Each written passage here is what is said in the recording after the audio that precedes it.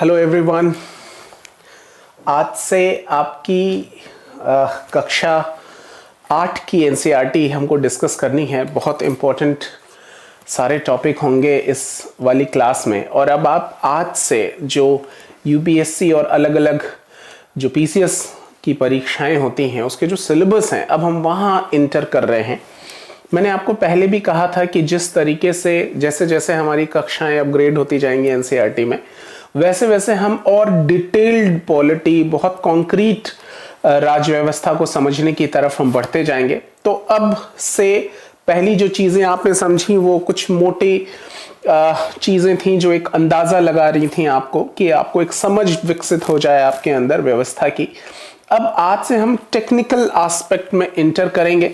बहुत ही महत्वपूर्ण है प्रीलिम्स के पॉइंट ऑफ व्यू से भी, मेंस के पॉइंट ऑफ व्यू से भी, क्योंकि अब यहां से आप जो भी चीजें पढ़ेंगे सब जो फैक्ट्स हैं वो बहुत महत्वपूर्ण, आपको यहां से बहुत ज्यादा फैक्ट्स मिलेंगे इन सारे टॉपिक से। तो चलिए बिना वक्त गवाए बिल्कुल अपने टॉपिक को शुरू करते हैं। मैं अरुण त्रिपाठी आप सभी लोगों का स्वागत करता हूं। तो आज जो हमारा टॉपिक है शुरुआती है भारतीय संविधान। भारतीय संविधान, इंडियन कॉन्स्टिट्यूशन, बहुत ही इंपॉर्टेंट सेगमेंट। संविधान अगर आप गौर करें तो ये एक ऐसी पुस्तक है, केवल एक इस पुस्तक का ख्याल रख लिया जाए देश में, ना केवल हमारे किसी भी देश में, अगर उस देश के संविधान का ही सम्मान हो जाए सभी नागरिकों के द्वारा, प्रशासन के द्वारा, शासन के द्वारा, तो उस देश की उन्नति को कोई नहीं रोक सकता। तो आज का टॉपिक इन्हीं सारी चीजों पे बात करता है। लेकिन पुस्तक में क्या लिखा हुआ है उस तक पहुंचने से पहले मोटे तौर पे कुछ बातें हम समझ लें कि आप देखिए जो हमारी राज व्यवस्था होती है, पॉलिटी जो होती है, असल में पॉलिटी होती क्या है? पॉलिटी, इसको आप ऐसे समझिए कि जो भी पॉलिटी है हमारी राज व्यवस्था, ये असल में क्या है? ये बहुत आसान भाषा में इसको समझिए कि ये एक तरीके का मैकेनिज्म है, एक व्यवस्था है जो अपने नागरिकों के विकास के बारे में बात करती है। मतलब this is a mechanism which talks about the development of their citizens. अपने नागरिकों के विकास के बारे में बात करने वाली व्यवस्था राज व्यवस्था कहलाती है। आसान भाषा में आप इसको समझिए। तो राज व्यवस्था जब आपको ये मोटे तौर पे समझ में आ गया कि एक मैकेनिज्म है, एक व्यवस्था है जो अपने नागरिकों के विकास को सुनिश्चित करती है, उसके बारे में बात करती है, तो एक बड़ा ऑब्वियस सा क्वेश्चन आता है कि राज व्यवस्था, पॉलिटी, ये काम करती कैसे है? उसके पास टूल क्या है? उसके पास उपकरण क्या है? तो पॉलिटी का जो टूल होता है, जो उपकरण होता है, यही कहलाता है कॉन्स्टिट्यूशन, संविधान।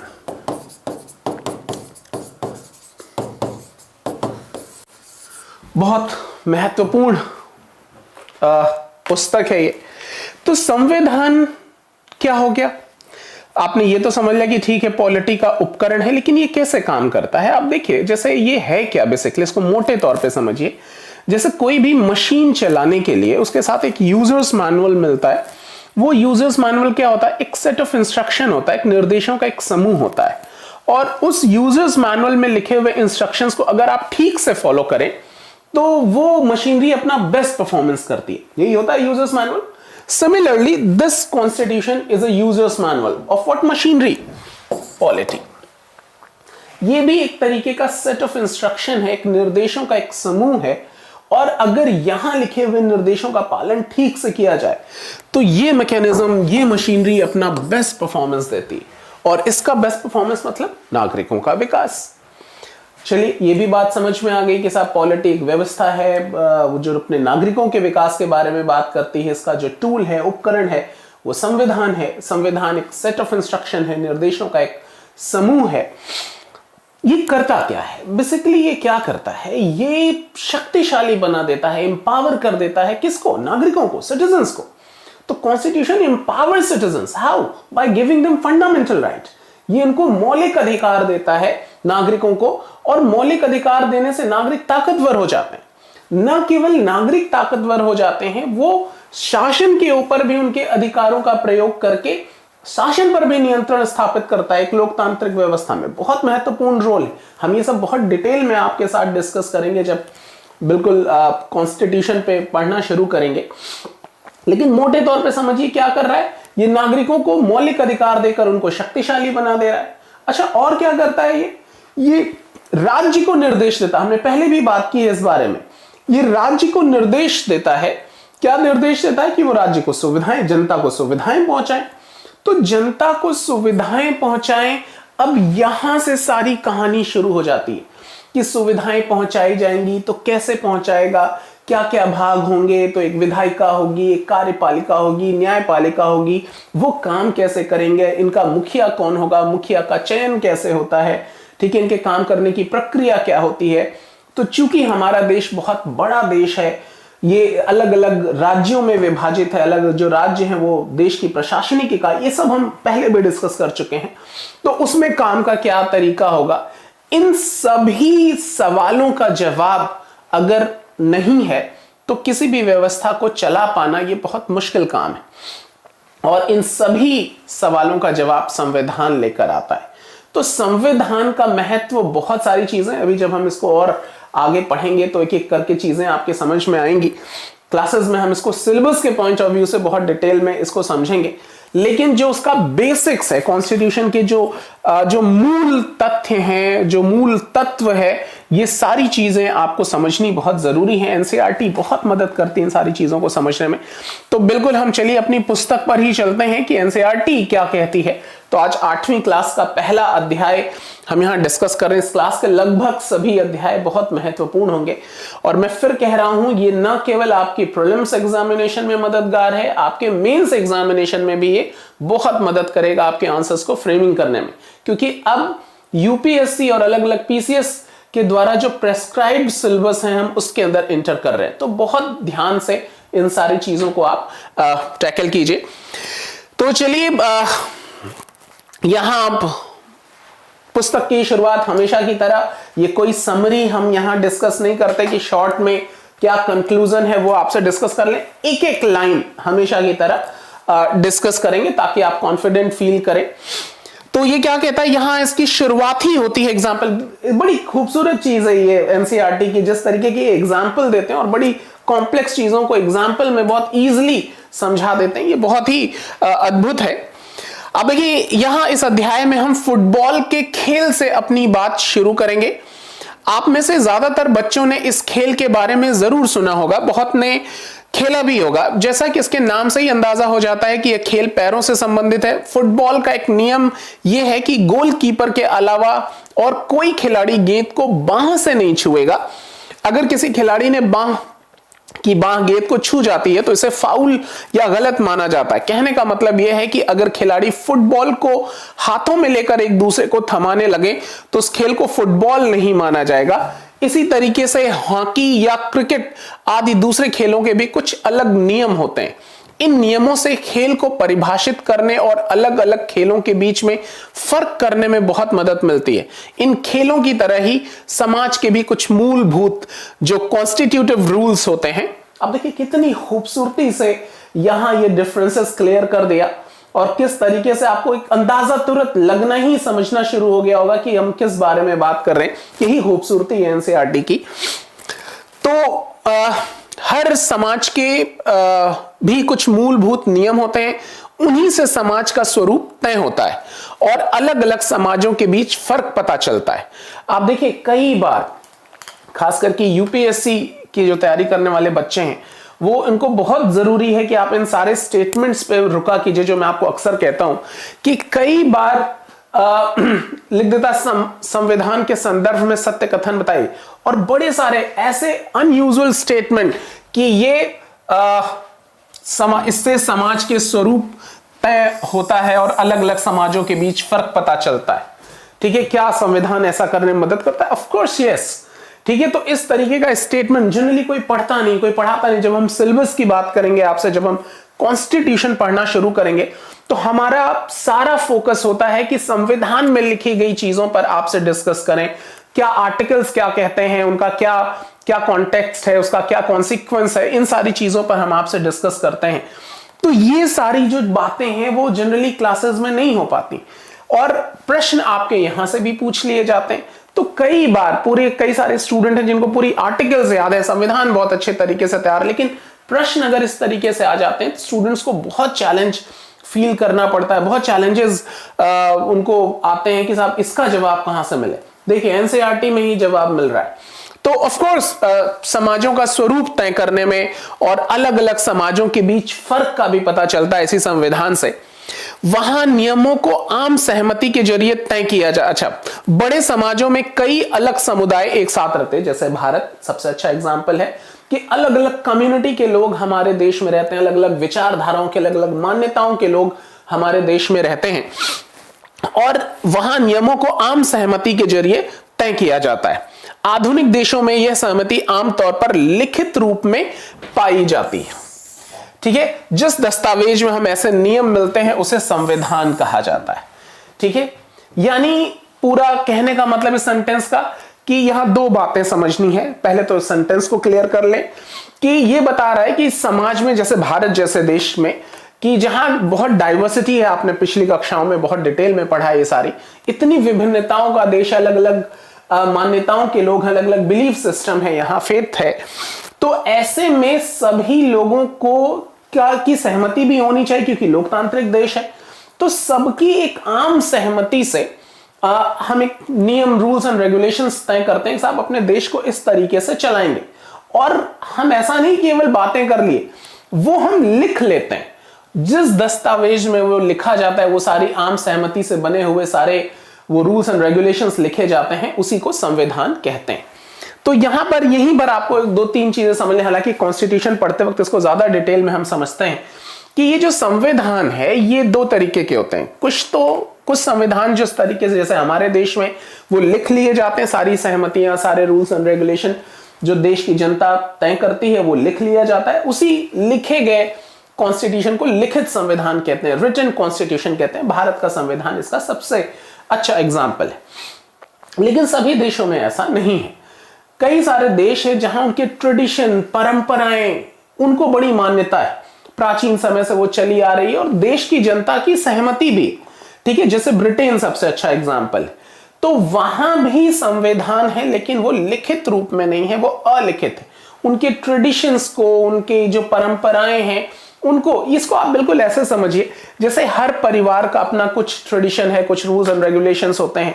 ठीक है, आप किसी दूसरे के परिवार में जाइए तो अक्सर होता है कि साहब हमारे परिवार की ये परंपरा है, ट्रेडिशन। क्या वो कहीं लिखा हुआ है? नहीं, पीढ़ी दर पीढ़ी वो ट्रांसफर होता जा रहा है। हर नई जनरेशन उसको फॉलो करती है, उसको और बचाए रखने का प्रयास करती है।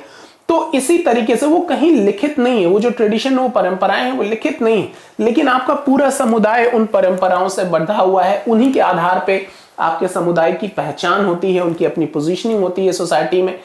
तो ये बड़े बड़े सम्मान के साथ हम अपने ट्रेडिशन, परंपराओं को सहेजते हैं। तो वो भले ही लिखा हुआ नहीं है, लेकिन वो पूरे समुदाय को बांधने का काम करता है। तो वो एक तरीके से आप वैसे ही समझिए कि कई बार देश में, जैसे ब्रिटेन में, ये ब्रिटेन जैसे देश में ये पॉसिबल भी है कि वहां भारत जैसी विभिन्नताएं नहीं है, भारत जैसी डाइवर्सिटी नहीं है। आप देखिए, एक ही भाषा बोली जाती है, थोड़ा सा एक्सेंट का फर्क है, लेकिन लगभग एक जैसी भाषा है, एक जैसी मान्यताएं रही हैं। तो आज जब उतनी डाइवर्सिटी नहीं है ग्लोबलाइजेशन के समय, तो उस जमाने में शुरुआत में तो बहुत ही कम डाइवर्सिटी थी। तो उनके यहाँ इस तरीके की परंपराओं, ट्रेडिशंस पे के आधार पर देश को चलाना कंपैरेटिवली आसान है, लेकिन भारत में ऐसा संभव नहीं। इसलिए लिखित संविधान भारत की आवश्यकता है, भारत या भारत जैसे देशों की आवश्यकता भी है। तो ये दो तरीके के संविधान होते हैं। इसकी डिटेल में हम और समझेंगे कि लिखित और अलिखित में क्या डिफरेंसेस है, क्या टेक्निकल डिफरेंसेस है। इसको हम क्लासेस के दौरान और डिटेल में आपसे बात करेंगे। अच्छा, फिर ये कहता है कि कक्षा 6 और 7 में भी सामाजिक एवं राजनीतिक जीवन की पाठ्य पुस्तकों में हम भारतीय संविधान पर चर्चा कर चुके हैं। थोड़ा बहुत हमने ग्लिम्स एक लिया था, एक थोड़ी सी जिक्र किया था हमने। इन किताबों को पढ़कर क्या कभी यह सवाल आपके भीतर पैदा हुआ कि हमें संविधान की जरूरत ही क्यों है? Why we need constitution? क्यों चाहिए हमें संविधान? तो जवाब भी इन्हीं से समझते हैं। अच्छा, अभी प्रश्न और है, क्या आपने यह जानने की कोशिश की कि संविधान कैसे लिखा गया या उसे किसने लिखा था? इस अध्याय में हम इन्हीं मुद्दों पर चर्चा करेंगे और भारतीय संविधान की मुख्य बातों पर ध्यान देंगे। ये बातें भारतीय लोकतंत्र के लिए बहुत महत्वपूर्ण है। इस पुस्तक के विभिन्न अध्यायों में इनमें से कुछ बातों पर विशेष जोर दिया जाएगा। बहुत ही महत्वपूर्ण है। मैंने आपको बताया कि ये टॉपिक न केवल फैक्ट्स बल्कि आपकी फ्रेमिंग, आपके सब्जेक्ट की भी फ्रेमिंग को करने में बहुत मदद करेगा।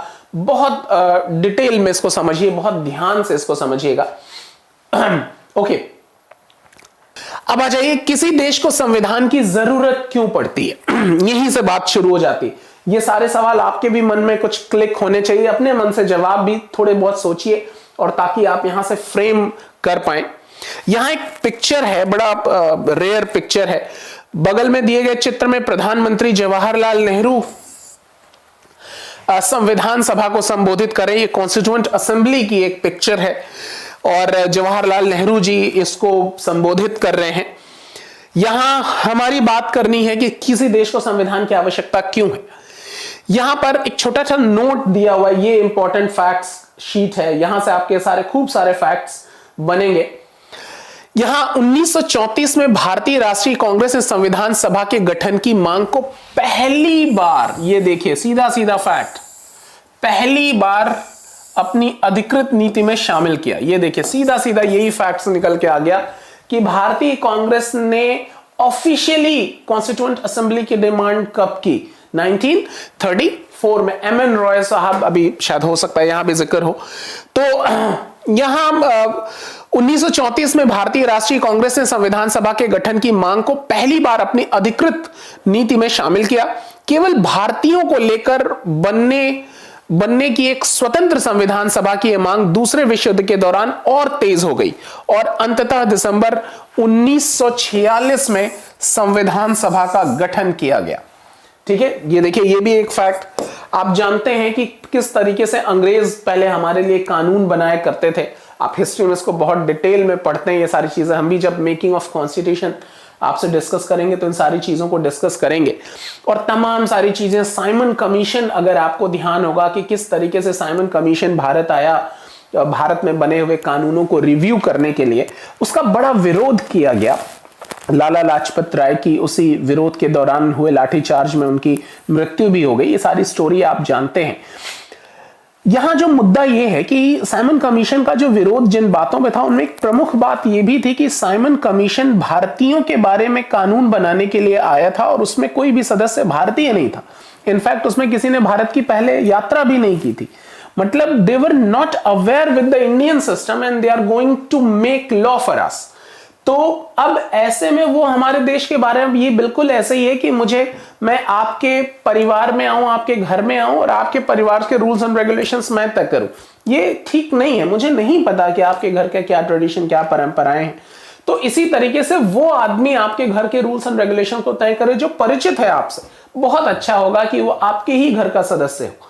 तो यहां से इन सब चीजों की डिमांड और बढ़ गई कि नहीं साहब, आप हमारे लिए कानून बनाने की बात करें, हमारी इन्वॉल्वमेंट नहीं है, तो भारत के लिए कानून बनाए, संविधान बनाए। इसकी मांग दूसरे विश्व युद्ध से ये बहुत तेजी से ये बढ़नी शुरू हो गई।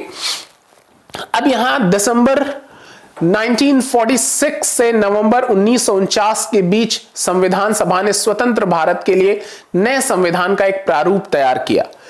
यहां 150 साल की अंग्रेजी हुकूमत के बाद भारतीयों को आखिरकार अपनी नियति और भविष्य तय करने का मौका मिला था। संविधान सभा के सदस्यों ने स्वतंत्रता संघर्ष से उपजे महान आदर्शों को ध्यान में रखते हुए इस काम को गंभीरता से अंजाम दिया। बहुत महत्वपूर्ण चीज, संविधान सभा के सदस्यों ने स्वतंत्रता संघर्ष उपजे हुए महान आदर्शों को ध्यान में रखते हुए इस काम को गंभीरता से अंजाम दिया।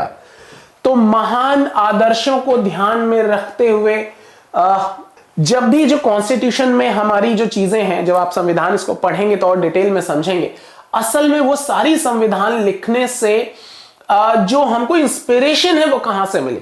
ऑब्वियसली हमारे पास से।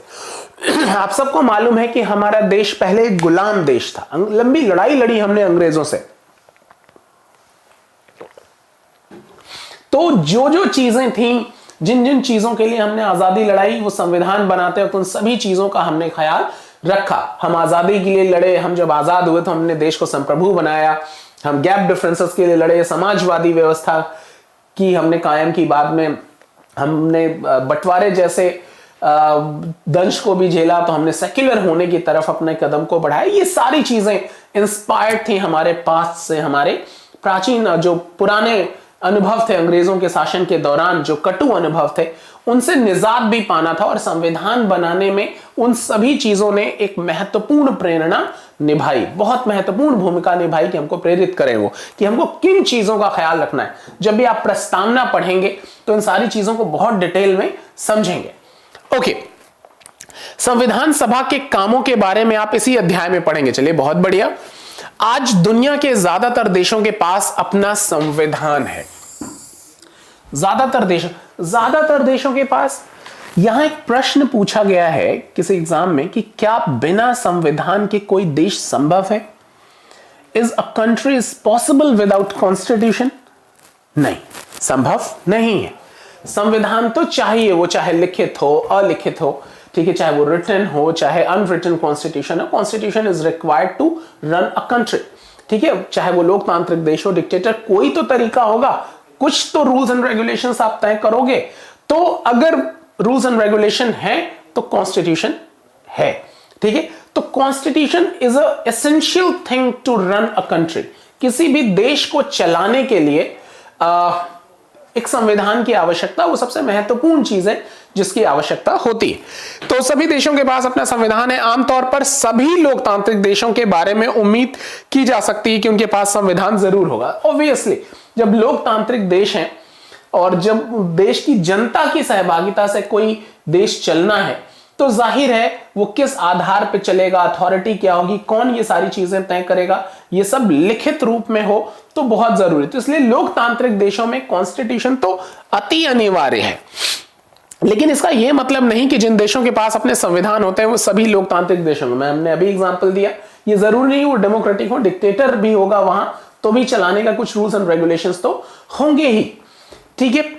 अच्छा, पहला क्या संविधान कई उद्देश्यों की पूर्ति करता है। पहला, यह दस्तावेज उन आदर्शों को सूत्रबद्ध करता है जिनके आधार पर नागरिक अपने देश को अपनी इच्छा और सपनों के अनुसार रच सकते हैं। बड़ी महत्वपूर्ण चीज है। आप देखिए, संविधान क्यों जरूरी है, ये सभी लाइनें उसको बता रही हैं। Why constitution is important.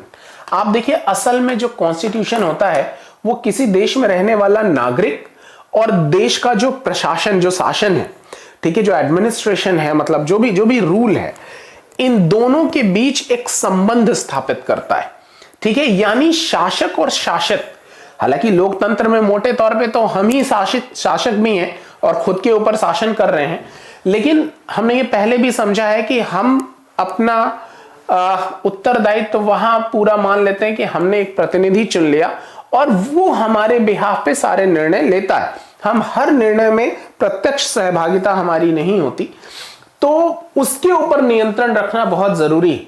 संविधान उसमें बहुत मदद करता है। तो किन आधार पर सारी चीजें वो डिसाइड करेगा, वो डिसीजन लेगा, तो क्या पैरामीटर्स होंगे, जिसको हम गवर्नमेंट के रूप में हमने समझा है कि जब सरकारें कोई निर्णय लेंगी तो वो कौन से आधार होंगे जिनको वो पैरामीटर के रूप में कंसीडर करेंगे कि साहब ये बातें तो हमारी पॉलिसीज में होनी ही चाहिए, ये हमारी लिमिटेशंस हैं, हम इसको क्रॉस नहीं कर सकते। तो ये सारी boundaries, dos and don'ts should be mention there, वो वहां होने ही चाहिए। और ये सारी जो बाउंड्री क्रिएट करने का काम करता है, सारे जो फ्लोज बनाने का काम करता है, ठीक है, उनके लिए आधार बनाने का काम करता है। कहने का मतलब डूज एंड डोंट्स जो डिसाइड करता है वो हमारा संविधान ही होता है। तो बहुत ही महत्वपूर्ण चीज है और असल में यही वो किताब है जो नागरिकों के सपनों को एक आधार देती है।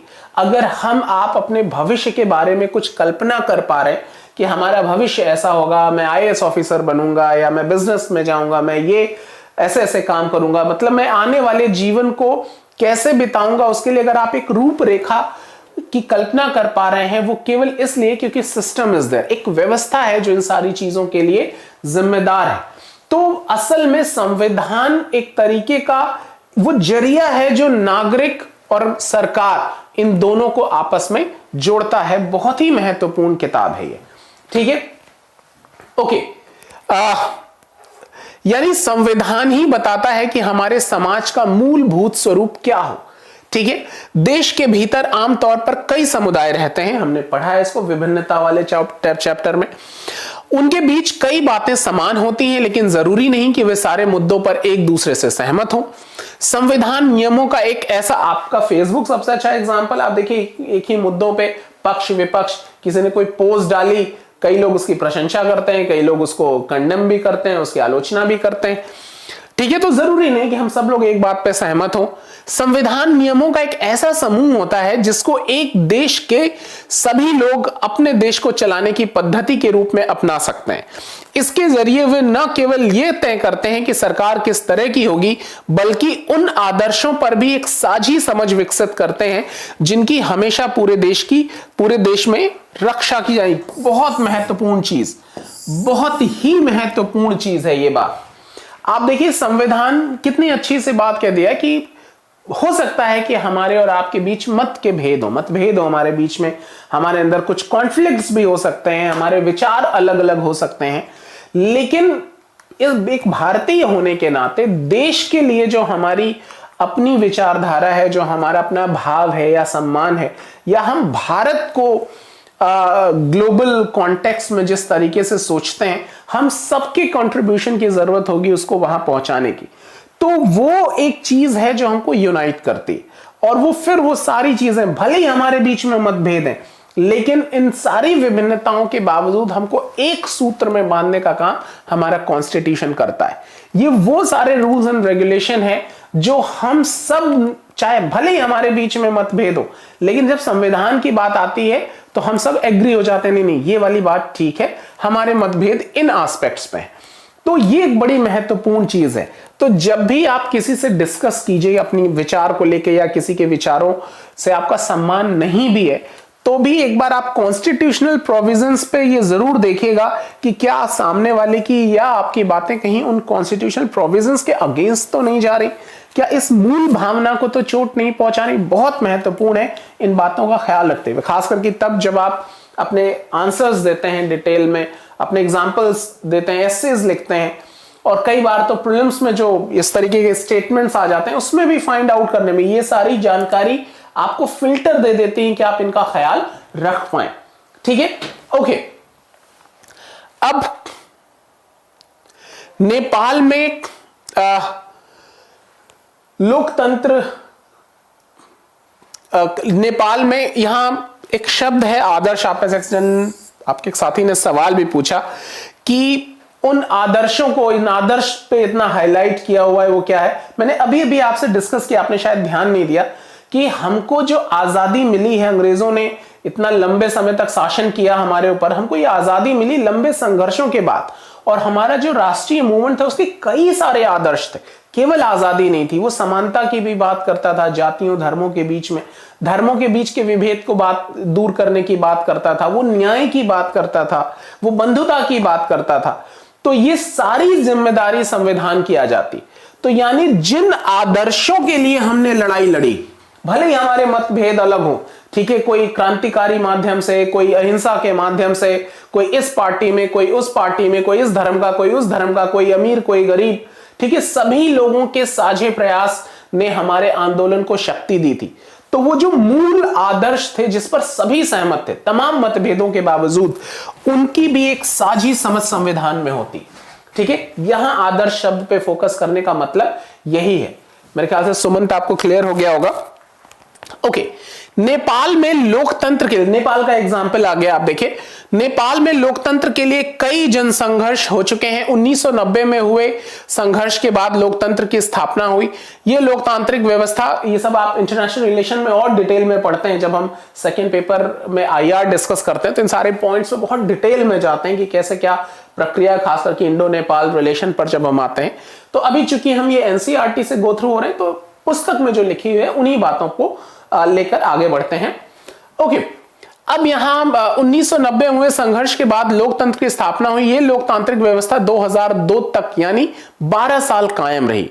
अक्टूबर 2002 में राजा ज्ञानेंद्र ने गांवों में माओवादी संगठन के बढ़ते प्रभाव का बहाना बनाकर सेना की मदद से सरकार के विभिन्न कामों को अपने कब्जे में लेना शुरू कर दिया। आपको मालूम है वहां मोनार्क था बहुत समय तक, ठीक है। फरवरी 2005 में राजा ने शासन की बागडोर पूरी तरीके से अपने हाथों में ले ली। नवंबर 2005 में माओवादियों ने अन्य राजनीतिक दलों के साथ एक 12 सूत्रीय समझौते पर दस्तखत किए। इस समझौते में आम लोगों को लोकतंत्र और अमन चैन बहाल होने की उम्मीद दिखाई दे रही थी। लोकतंत्र के लिए चल रही यह आंदोलन 2006 तक अपने शिखर पर पहुंच चुका था। आंदोलनकारियों ने राजा की ओर से दी गई छोटी मोटी रियायतों को नामंजूर कर दिया और आखिरकार अप्रैल 2006 में राजा को तृतीय संसद बहाल करके राजनीतिक दलों को सरकार बनाने का मौका देना पड़ा। 2008 में राजतंत्र को खत्म करने के बाद नेपाल एक लोकतांत्रिक देश बन गया। हमारे पड़ोस में ही 2008 तक राजतांत्रिक व्यवस्था बनी रही, ठीक है। तो 2008 तक वो मोनार्क था, एक राजतंत्र था वहां पर, और 2008 के बाद वो लोकतांत्रिक व्यवस्था में बदल गया। 2006 में लोकतंत्र की मांग को लेकर, अच्छा ये जो पिक्चर है उसी जन आंदोलन की एक फोटो है। अच्छा, इन बातों का क्या मतलब है, ये जो कहानी आपको बताई इसका क्या मतलब है, यह समझाने के लिए आइए दो बिल्कुल अलग अलग परिस्थितियों पर गौर करें। चलिए करते हैं। दो घटनाएं भारत की उत्तरी सीमा में स्थित नेपाल के राजा के ताजा इतिहास की घटनाएं। समाचार पत्रों के माध्यम से ऊपर दी गई खबरों में बताया गया कि नेपाल के लोगों ने, अच्छा ये वही सारी चीजें आपको फिर यहां डिटेल में बता रहा है कि ये वही सारी कहानी है। यहां लिखा हुआ है, जिस तरह फुटबॉल के खेल में नियम बदलते ही खेल बदल जाता है, उसी तरह नेपाल को भी राजतंत्र की जगह लोकतांत्रिक शासन व्यवस्था पर चलने के कारण अपने सारे नियम बदलने होंगे। बिल्कुल खूबसूरत, कितना खूबसूरत एग्जाम्पल है। इसने कहा कि जैसे फुटबॉल के अपने रूल्स एंड रेगुलेशन है, आप उन रूल्स एंड रेगुलेशंस को हटा दीजिए कि पैर से नहीं हाथ से पकड़ के गोल करेंगे, तो उसको फुटबॉल नहीं, उसको फिर वॉलीबॉल कहेंगे, ठीक है। उस गेम का कुछ और नाम दे सकते हैं, वो खेल ही बदल जाएगा। तो आपने रूल्स एंड रेगुलेशंस चेंज किए, सारे खेल बदल गए। तो राजतंत्र मोनार्क अपनी निश्चित शर्तों पर चलता है, ठीक है। ये सारी बातें वो चलता है, अपने रूल्स एंड रेगुलेशन जो उसकी अपनी शर्तें हैं। लेकिन जैसे ही व्यवस्था लोकतांत्रिक हो जाएगी, डेमोक्रेटिक सिस्टम आ जाएगा, ऑब्वियसली दूसरे तरीके के रूल्स एंड रेगुलेशंस की जरूरत होगी ही होगी। तो यहां पर वो यही बात कह रहा है कि जिस तरीके से राजतंत्र की जगह लोकतांत्रिक व्यवस्था पर भी चलने के कारण अपने सारे नियम बदलने होंगे ताकि नए समाज की रचना की जा सके। यही कारण है कि नेपाल के लोगों ने 2015 में अपने देश के लिए नया संविधान अपनाया। ऑब्वियसली अब राजतंत्र खत्म हो चुका था, पुराने तौर तरीके अब नहीं चलेंगे। लोकतांत्रिक व्यवस्था है और लोकतांत्रिक व्यवस्था है तो अब नए तरीके के कायदे कानून चाहिए, और इसी जरूरत को पूरा करने के लिए 2015 में नेपाल का संविधान लिखा गया, उसको अपनाया गया, ठीक है। संविधान का दूसरा मुख्य उद्देश्य होता है देश की, अब देखिए एक चीज मुख्य उद्देश्य अभी तक आपने क्या पढ़ा कि देश को चलाने के लिए एक सर्टेन इंस्ट्रक्शंस देना, जो हमने अभी समझा था कि constitution is nothing but the instruction how to run a country. पूरे देश को चलाने के लिए वो कौन से विधि विधान होंगे, किन चीजों का ध्यान हम रखेंगे। तो पहली आवश्यकता तो ये पूरा करता है कॉन्स्टिट्यूशन, कि हमको पता चल जाता है कि संविधान मतलब देश को कैसे चलाना है, ठीक है। दूसरी जरूरत क्या होता है कि राजनीतिक व्यवस्था को तय करना, ठीक है। पॉलिटिकल सिस्टम को निर्धारित करता है ये। नेपाल के पुराने संविधान में कहा गया था कि देश के शासन की बागडोर राजा और मंत्री परिषद के हाथ में रहेगी। जिन देशों ने लोकतांत्रिक शासन पद्धति या राज्य व्यवस्था चुनी है, वहां निर्णय प्रक्रिया के नियम तय करने में संविधान बहुत अहम भूमिका निभाता है। लोकतंत्र में हम अपने नेता खुद चुनते हैं, ये आप समझ ही चुके हैं कई बार, ताकि हमारी ओर से वे सत्ता की जिम्मेदारी के साथ इस्तेमाल कर सके। यानी हम ही तय करते हैं, अपने रिप्रेजेंटेटिव्स को हम ही तय करते हैं और हम ही डिसाइड करते हैं कि हमारे लिए वो शासन करें, हमारी बेहतरी के लिए वो निर्णय लें हमारे बिहाफ पर, ठीक है। फिर भी इस बात की संभावना हमेशा रहती है कि ये नेता सत्ता का दुरुपयोग कर सकते हैं। इस तरह की विकृतियों से बचाव का उपाय संविधान में मिलता है। जिन लोगों को आप शक्ति सौंपते हैं, अक्सर बहुत सारे एग्जाम्पल हैं इसके भी, कि आपने अपना एक प्रतिनिधि चुना और उसको सारी पावर सौंप दी कि भाई आप जाइए हमारे बिहाफ पे, हमारी बेहतरी के लिए जो आवश्यक है वो सभी निर्णय आप लेने के लिए स्वतंत्र हैं। आप न केवल हम नागरिकों का, पूरे देश के डेवलपमेंट को इंश्योर कीजिए, वो सारे रूल्स एंड रेगुलेशंस बनाइए जो देश के विकास के लिए जरूरी है। उसके लिए जो भी आवश्यक शक्तियां हैं वो सब हमने इन सारे हमारे चुने हुए प्रतिनिधियों को दी। तो ठीक है, उनको एक पोजीशन में लाके खड़ा कर दिया। अब सत्ता उनको पावर देती है। अच्छा, फिर हमारी चूंकि अप्रत्यक्ष लोकतांत्रिक व्यवस्था है, तो हमने पहले भी बात की कि हम रोजमर्रा के डिसीजंस में कोई हस्तक्षेप नहीं होता, कोई इन्वॉल्वमेंट नहीं होती। अब कल को जाके वो ऐसे कुछ डिसीजंस लेने लगे, ऐसे रूल्स एंड रेगुलेशंस बनाए जो हमारे हितों को प्रभावित करते हैं, हमारे अपने इंटरेस्ट उससे रुकते हैं, हमारा जो वो सारे सपने थे वो सारे उससे दिक्कत में आते हैं, देश के विकास में रुकावट पैदा होती है। तो क्या तरीका है, कैसे नियंत्रण करेंगे? तो इन सारी चीजों पे, उन पर भी नियंत्रण रखने की जिम्मेदारी इसी कॉन्स्टिट्यूशन में होती है। तो जब भी लोकतांत्रिक व्यवस्था में संविधान की बात होती है, तो उन राजनीतिक शक्तियों का क्या रूपरेखा होगी, क्या स्ट्रक्चर होगा, ये सब भी संविधान में लिख दिया जाता है, ताकि उन पर भी नियंत्रण स्टैब्लिश किया जाके, उन पर भी कंट्रोल स्टैब्लिश किया जा सके। क्लियर हो रही है बात? ओके, यहां इसका एक उदाहरण नीचे दी गई चित्रकथा में है। नीचे एक कहानी, एक स्टोरी के माध्यम से, जो एनसीईआरटी का अपना सबसे अच्छा तरीका है, कि यहां कहता है सुरेश अपनी कक्षा का मॉनिटर है, वो दबंग किस्म का लड़का है, उसके सहपाठी भी उसे पसंद नहीं करते। क्लास टीचर श्रीमती राव अचानक किसी काम से बाहर जाना चाहती हैं, वो सुरेश को सब बच्चों का ख्याल रखने के लिए बोलकर चली जाती हैं। सुरेश मौके का फायदा उठाता है और अनिल को तंग करने लगता है। अनिल, आज मैं राव मैडम से तुम्हारी शिकायत करने वाला हूं, लेकिन मैंने क्या किया? जब वो श्रीमती राव लौटती हैं, तो ये मॉनिटर, जो कि बदमाश है, थोड़ा सा दबंग टाइप का है, वो कहता है जब आप क्लास से बाहर गई थी तो अनिल शोर मचाकर सबको परेशान कर रहा था, उसने मेरी बात भी नहीं सुनी। अब मॉनिटर है, अथॉरिटी है उसके पास। अब वो मैडम उसको डांटती है, अनिल आज तुम्हें पूरी छुट्टी के बाद यहीं रुकना पड़ेगा, तुम आज 100 बार लिखोगे कि मैं मॉनिटर को तंग नहीं करूंगा। लेकिन मैडम, मैंने तो कुछ किया ही नहीं। अब एक सिचुएशन यहां दी गई ताकि आप अंदाजा लगा सकें कि हमारे देश में इस तरीके से भी बातें होती हैं। आप में से तमाम सारे इंफॉर्मेशन होती हैं आपके पास, तमाम सारी घटनाएं आप सुनते हैं, कि आप समझ रहे होंगे ये किस बात की तरफ इशारा कर रहा है। यहां ये खुद ही कुछ एक्सरसाइजेस देता है कि मॉनिटर अपनी शक्ति का किस तरीके से दुरुपयोग कर रहा था। नीचे दी गई किस परिस्थिति में मंत्री को, ये सारे प्रैक्टिसेस बहुत मददगार होते हैं आपके एथिक्स के पेपर में, केस स्टडीज वगैरह में, आपके इंटरव्यूज में, कि जब आपकी भूमिका पर प्रश्न पूछा जाता है, तो ये एक्सरसाइजेस जरूर आपको करनी चाहिए। नीचे दी गई किस परिस्थिति में मंत्री को अपनी सत्ता के दुरुपयोग का दोषी कहा जाएगा? ठीक है, जब वह ठोस तकनीकी कारणों से अपने मंत्रालय की किसी परियोजना को नामंजूर दे देता है, यानी कोई योजना है जो देश के विकास में बनाई जाती है, लेकिन वो नामंजूर इसलिए कह देता है कि कुछ टेक्निकल रीजंस हैं। ठीक है, या वह अपने पड़ोसी को अपने सुरक्षा कर्मियों से पिटवाने की धमकी देता है, जब वो थाने में फोन करके पुलिस अधिकारियों पर दबाव डालता है कि उसके किसी दोषी रिश्तेदार के खिलाफ एक एफआईआर दर्ज ना की जाए। तो किस तरीके से दुरुपयोग, जाहिर है वो ख और ग, ये सारे कारण हैं, आप समझ रहे हैं कि किस तरह से वो दोषी होगा। अच्छा, अब ये बातें करता है, आगे कहानी बढ़ता है। लोकतांत्रिक समाजों में प्रायः संविधान ही ऐसे नियम तय करता है जिनके द्वारा राजनेताओं के हाथों सत्ता के इस दुरुपयोग को रोका जा सकता है। भारतीय संविधान में ऐसे बहुत सारे कानून मौलिक अधिकारों वाले खंड में दिए गए। हमने अभी भी बात की कि संविधान क्या करता है, नागरिकों को शक्तिशाली बना देता है उनको मौलिक अधिकार देकर। और जब हम मौलिक अधिकार आपसे डिस्कस करेंगे तो समझेंगे कि वो कैसे सत्ता पर नियंत्रण रखने का भी काम करती है।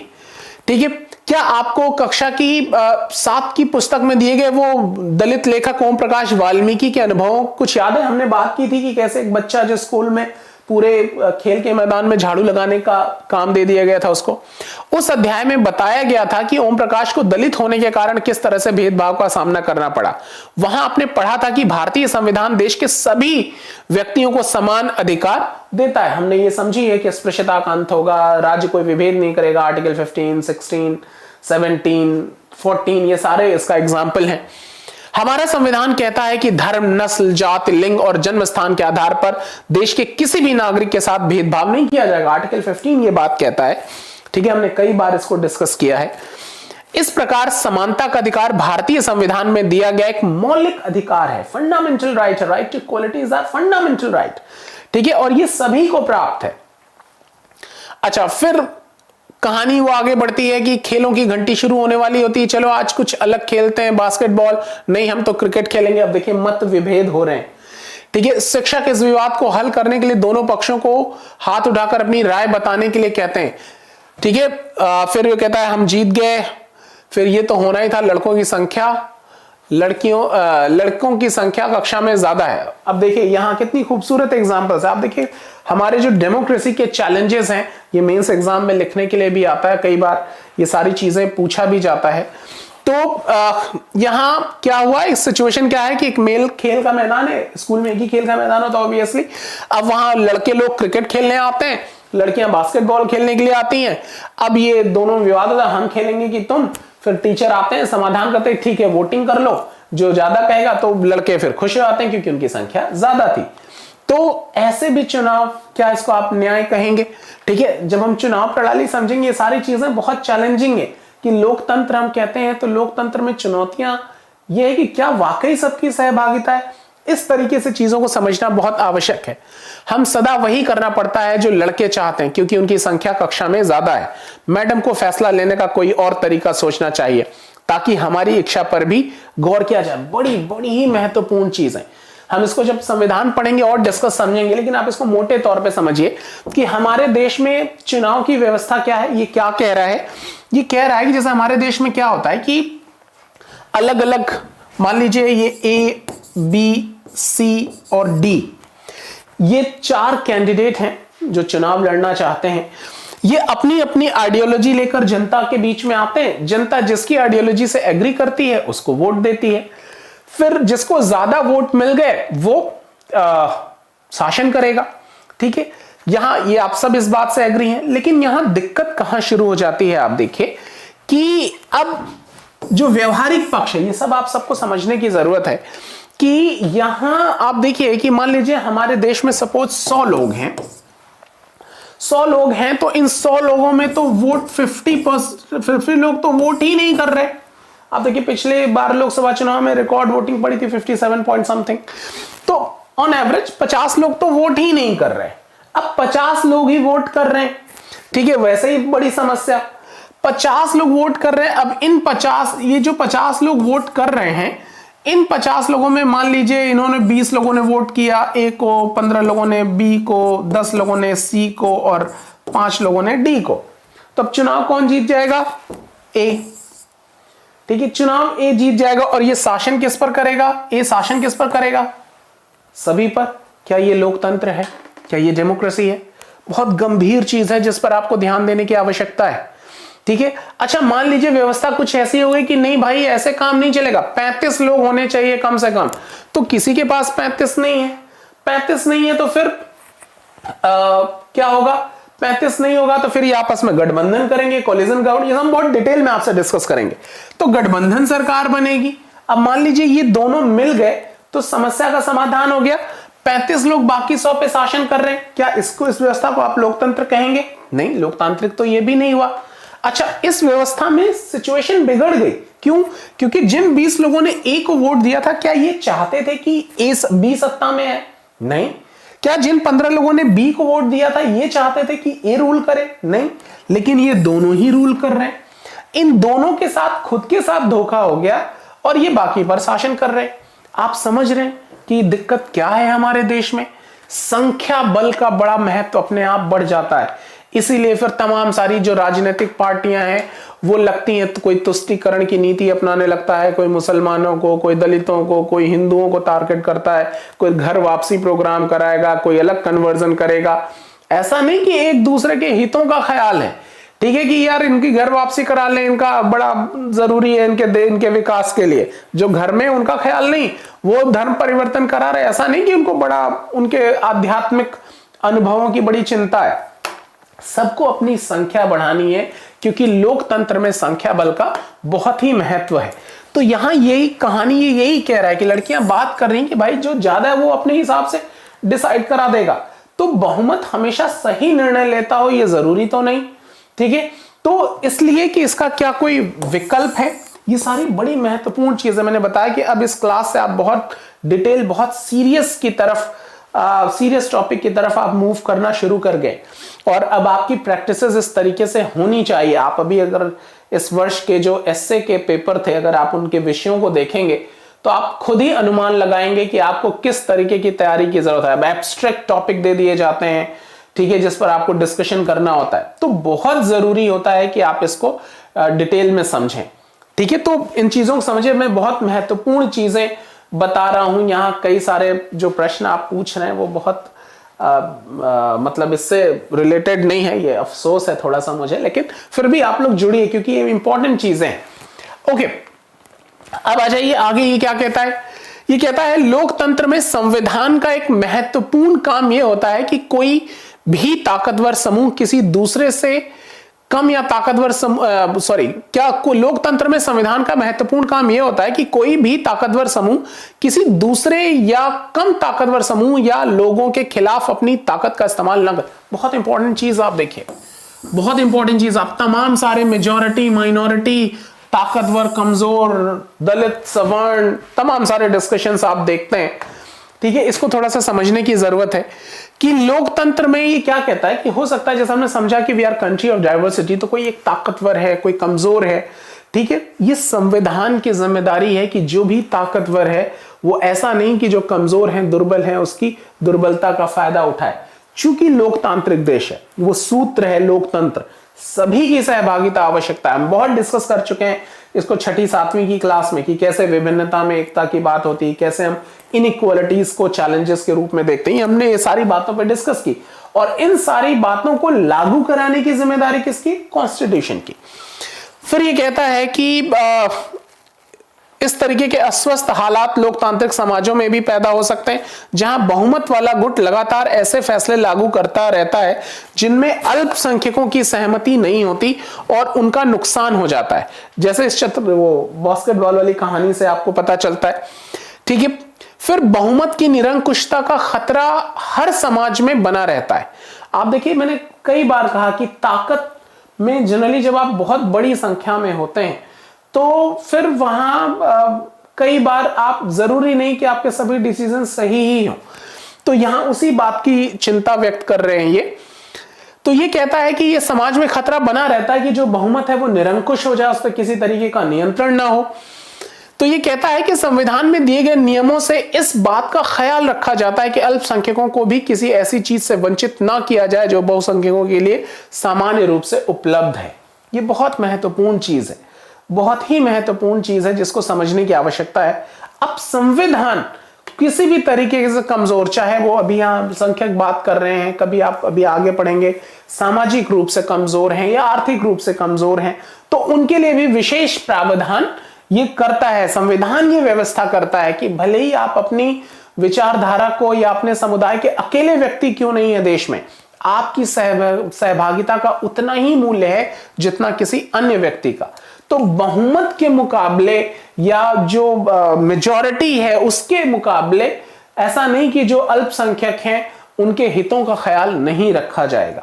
तो संविधान ही वो ऐसी चीज है जो इस बात की गारंटी ले सकता है। और ये क्या कहता है? ये दबदबा क्या कहते हैं? अल्पसंख्यकों पर बहुसंख्यकों की निरंकुशता को दबदबे का प्रतिबंध लगाना भी संविधान का महत्वपूर्ण कार्य। ये दबदबा एक समुदाय द्वारा दूसरे समुदाय के ऊपर भी हो सकता है, जिसे अंतर सामुदायिक इंटर कम्युनिटी वर्चस्व कहते हैं। जैसे सवर्ण, दलित, वो भले ही हिंदू कम्युनिटी के लोग हैं लेकिन एक तबका थोड़ा सा सामाजिक रूप से संपन्न है कई मामलों में, और दूसरा तबका उस तरीके से उसको डेवलपमेंट प्रोसीजर में पार्टिसिपेशन नहीं मिलता है। तो ये भी जो डिफरेंसेस आते हैं वो फिर इनइक्वालिटीज को पैदा करेंगे और उसके सारे चैलेंजेस हम पिछली क्लासेस में पढ़ चुके हैं, ठीक है। अब यहां फिर ये यही बात ये आगे बढ़ा रहा है। आगे कहता है संविधान क्यों होना चाहिए। एक अंदाजा, मोटे तौर पे अंदाजा तो आपको लग ही गया, लेकिन फिर इनकी बात समझते हैं क्या कहता है ये कि इसका जो तीसरा महत्वपूर्ण कारण है, मतलब एक तो चीज है आपने समझा कि rules and regulation should be there, देश को कैसे चलाना है वो सारे रूल्स एंड रेगुलेशंस होने चाहिए। दूसरा कारण संविधान क्यों जरूरी है कि ऐसा ना हो कि कोई ताकतवर किसी कमजोर पर हावी हो जाए, इन दोनों के बीच में एक सामंजस्य होना चाहिए, एक कोऑर्डिनेशन एस्टैब्लिश होना चाहिए। ठीक है, फिर ये तीसरा कारण क्या है, ये कहता है कि हम खुद को अपने आप से बचा सके। ये बड़ी महत्वपूर्ण चीज है। आप देखिए इस तरीके की चीजें ऐसे का विषय बन सकते हैं। ठीक है, ये सीधा सीधा यही लाइन उठा सकती है कि संविधान वो उपकरण है जो खुद को अपने आप से बचाने में सहयोग करता है। टिप्पणी कीजिए। अब समझ में ही नहीं आता सवाल, एनसीईआरटी 8वीं क्लास की एनसीईआरटी आपकी इस बात में मदद कर देती है। बहुत ध्यान से इसको समझने की जरूरत है। ये बात सुनने में जरा अजीब लगती है, असल में इसका मतलब यह है कि कई बार हम किसी मुद्दे पर बहुत तीखे ढंग से सोचने लगते हैं। आप अपना ही एग्जाम्पल लीजिए। ठीक है, आप अपना एग्जाम्पल लीजिए। कई मुद्दों पे आप बस एक पक्ष, नहीं ये ऐसा ही है, जिसको हम पहले भी पढ़ चुके हैं, प्रेजुडिस होना, पूर्वाग्रह होना, एक स्टीरियोटाइप थॉट की वजह से हम कई बार बड़ा तीखा सोचते हैं, अन्य बातें सुनते ही नहीं। तो कई बार हम किसी मुद्दे पर बहुत तीखे ढंग से सोचने लगते हैं। ऐसे विचार हमारे व्यापक हितों के लिए नुकसानदेह हो सकते हैं। संविधान हमें ऐसी भावनाओं को बचाने में मदद करता है। इसे समझने के लिए नीचे चित्रकथा, ये देखिए कितनी खूबसूरत चीज है। आप देखिए ये बात हम पहले भी बात कर चुके हैं कि अगर हमारी अपनी कोई धारणा है, हम किसी पार्टी को, किसी राजनीतिक दल को केवल इसलिए महत्व दे रहे हैं कि वो हमारी जाति का है या हमारे धर्म की बात करता है, तो हम जो लोकतांत्रिक हित हैं उनसे समझौता कर लेते हैं। और हम डिमांड क्या करते हैं, आपकी एक नागरिक के रूप में डिमांड क्या है कि आपके जीवन को बिताने के लिए वो सारी संभावनाएं क्रिएट करें। आपके लिए व्यवसाय हो, रोजगार के अवसर हो, आपकी सुरक्षा की व्यवस्था हो, आपकी शिक्षा की व्यवस्था हो, आपके स्वास्थ्य की चिंता होनी चाहिए। तो अगर ये ऐसा माहौल है तो इसमें सभी समुदाय ग्रो करेंगे, और समुदाय ग्रो कर रहे हैं तो देश को उन्नति करने से कोई नहीं रोक सकता। लेकिन अगर हमने अपने शासकों का चुनाव किसी संकीर्ण, किसी कंजर्वेटिव थॉट्स को ध्यान में रखकर किया है, तो कम से कम वो देश की उन्नति को तो प्रमोट नहीं करता, देश की डेवलपमेंट को वो प्रमोट नहीं करता, वो हमारी सीमाएं बांधता है। तो ठीक है, हमारी अपनी कुछ भावनाएं होती, लेकिन कॉन्स्टिट्यूशन जब आप उससे गो थ्रू होते हैं, फिर आप देखते हैं संविधान कितने व्यापक तरीके से वो देश की बात कर रहा है, वो नागरिकों की बात कर रहा है। वो कहता है we the people of India. ठीक है, वो किसी जाति विशेष की बात नहीं कर रहा है, किसी धर्म विशेष की बात नहीं कर रहा। तो ठीक है कि आपके किसी कोई प्रेजुडिस थॉट है, कुछ स्टीरियोटाइप थॉट है, आप बहुत आलोचनात्मक हैं किसी पर्टिकुलर समुदाय को लेकर, लेकिन जब बात देश की आएगी तो फिर आपके पास पैरामीटर्स क्या, कॉन्स्टिट्यूशन देता है। बहुत ही महत्वपूर्ण चीज है, इसको आप एलिबरेट करेंगे, बड़ी सारी बातें आप लिख पाएंगे। ठीक है, इसको विचार करने की जरूरत है। मतलब एनसीईआरटी जिस तरीके से लिखी गई है, मतलब जितनी तारीफ की जाए कम है। यही वजह है कि जो सिविल सर्विसेज की तैयारी करने के लिए जो आते हैं, उनको पहले यह सजेस्ट किया जाता है कि आप एनसीईआरटी एक बार जरूर पढ़ लीजिए।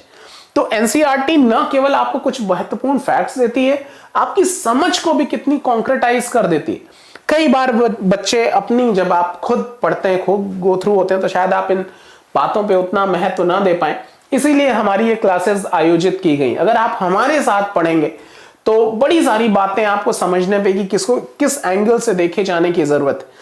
और आप में से जो लोग तैयारी कर रहे हैं, जो मेंस वगैरह अगर एक दो बार लिख चुके हैं, वो समझ रहे होंगे कि हमने क्लास में क्या डिस्कस कर लिया। तो इन सब बातों पे बहुत ध्यान रखने की जरूरत है। ये छोटी छोटी ये जो वन लाइनर हैं, ये बड़े महत्वपूर्ण होते हैं। ये आपको अपने आंसर्स में कोट करने में मदद करेंगे, प्रश्नों के पूछे जाने की संभावना ज्यादा है। तो इन चीजों को भी जरूर ध्यान में रखिए। ओके, अब संविधान हमें ऐसी भावनाओं से बचाने में मदद करता है। ठीक है, एक चित्रकथा है, इसको भी समझते हैं। शबनम दुविधा में है, उसे कुछ तय करना है। कल की परीक्षा के लिए मुझे 2 अध्याय पढ़ने हैं, लेकिन इस समय तो मेरा पसंदीदा टीवी कार्यक्रम आ रहा है, मैं इसे देखे बिना नहीं रह सकती। पर अगर मैं ऐसा करती हूं तो मैं दोनों अध्याय नहीं पढ़ पाऊंगी। मतलब उसको अपना कोई होमवर्क पूरा करना है और कोई टीवी सीरियल आ रहा है जो उसका बहुत फेवरेट है, वो उसको भी देखना चाह रही है, बहुत कंफ्यूजन में क्या करें। फिर शबनम तुम परेशान लग रही हो, क्या बात है? उसकी माँ है शायद, वो पूछती है। फिर वो बता देती कि मुझे टीवी प्रोग्राम देखना है, लेकिन कल मेरी परीक्षा भी है। अगर आप लोग टीवी देखेंगे तो मेरा भी टीवी देखने का मन जरूर करेगा। मुझे एक बात सूझ रही कि अगर आज की रात कोई भी टीवी ना देखे तो शायद मेरा भी मन नहीं ललचाएगा। एक बच्ची है, सामान्य सी बातें होती हैं, आप सबने इस बात को महसूस किया होगा। ठीक है, अच्छा हुआ मैंने कल टेलीविजन नहीं देखा। अब एग्जामिनेशन हॉल में सोचिए, अच्छा हुआ मैंने कल टेलीविजन नहीं देखा, उन आखिरी 2 अध्यायों से इतने सारे सवाल आए। ठीक, एक सिचुएशन, कितनी ब्यूटीफुल सिचुएशन है, आप देखिए। अब यहां पर सवाल यह है कि शबनम इस बात पर क्यों खुश हो रही है कि उसने टीवी नहीं देखा। ऐसी स्थिति में आप क्या करते? ठीक है, तो एक बार तो खुद ही सोचना है। अब यहां से निकल के क्या आ रही है बात, ये देखने की जरूरत है। यहां आप देखिए, संविधान हमें ऐसे फैसले लेने से भी रोकता है जिनसे उन बड़े सिद्धांतों को ठेस पहुंच सकती है जिनमें जिसमें देश आस्था रखता है। हमने कितनी ये बात हमने पहले भी समझी है, अभी अभी हमने यही बात की कि कई बार हमारे सामने 2 चुनाव होते हैं। एक एकदम इमीडिएट प्रॉफिट हो रहा है, इमीडिएट बेनिफिट है, और एक होता है कि जो उसका दूर का बेनिफिट है और वो बहुत ब्रॉड पर्सपेक्टिव पे होता है। कि जैसे अभी आप सुबह नहीं उठते, ठंड है, रजाई में सोने का मजा ही अलग है। ठीक है, तो आपके सारे रूटीन डिस्टर्ब हो जा रहे हैं। लेकिन ये सब मौसम भी बदलेगा, और अगर आपने अपने समय ऐसे ही बर्बाद किए तो इसका जो परिणाम होगा, जो कॉन्सिक्वेंस होगा, चाहे वो आपके स्वास्थ्य को लेकर, आपकी हेल्थ उससे प्रभावित होगी, आपकी परीक्षा की तैयारी उससे प्रभावित होगी, और ये जो आने वाला समय है वो आपको बहुत परेशान रखेगा। तो अब आपके सामने निर्णय है कि तुरंत तत्कालिक लाभ उठा ले कि नहीं, रजाई में मजा तो आ ही रहा है, या फिर जो उसके कॉन्सिक्वेंस है, जो उसका परिणाम है, वो आप सोच पाए। तो जब आप उन परिणामों पर ज्यादा फोकस करते हैं तो रजाई से झटक के निकलते हैं, जंप करते हैं, एक्सरसाइज करते हैं, तो और फिर अपने बाकी रूटीन में काम करते हैं, तो न केवल आपका स्वास्थ्य अच्छा होता है, आप अपनी पढ़ाई लिखाई पर भी ज्यादा वक्त दे पाते हैं, जिसका फायदा आपको मिलता है। यहां भी कई बार हमारी विचारधाराएं बड़ी संकीर्ण विचारधाराएं हैं, किसी समुदाय को लेकर, किसी धर्म को लेकर, और ऐसे विचारधाराएं हमको कई बार राष्ट्रीय हितों के अगेंस्ट निर्णय लेने पर बाध्य करती हैं। कि हमारे जो डिसीजन है वो कई बार देश के जो फायदे के जो डिसीजन है उसको बहुत प्रभावित करती हैं।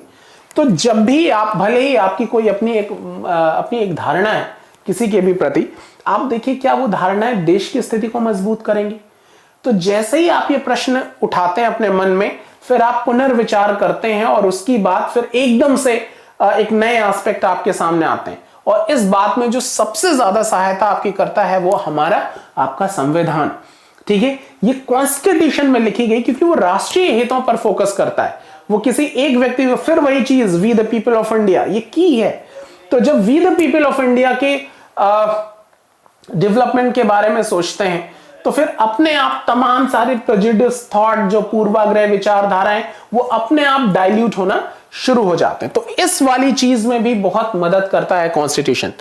ठीक है, यहां ये बताता है कि उदाहरण के तौर पे हो सकता है कि लोकतंत्र को मानने वाले अधिकांश लोग गंभीरता से महसूस करने लगे कि दलगत राजनीति यानी पार्टी पॉलिटिक्स बहुत विकृत हो चुकी है, इसलिए जब चीजों को दुरुस्त करने के लिए किसी तानाशाह को ही शासन सौंप देना चाहिए। अक्सर हम ये बात करते हैं कि हमारे देश में लोग काबिल ही नहीं है कि हमको इनको डेमोक्रेसी मिले। ठीक है, कोई चाहिए जो सबको डंडे के बल पे काम कराए।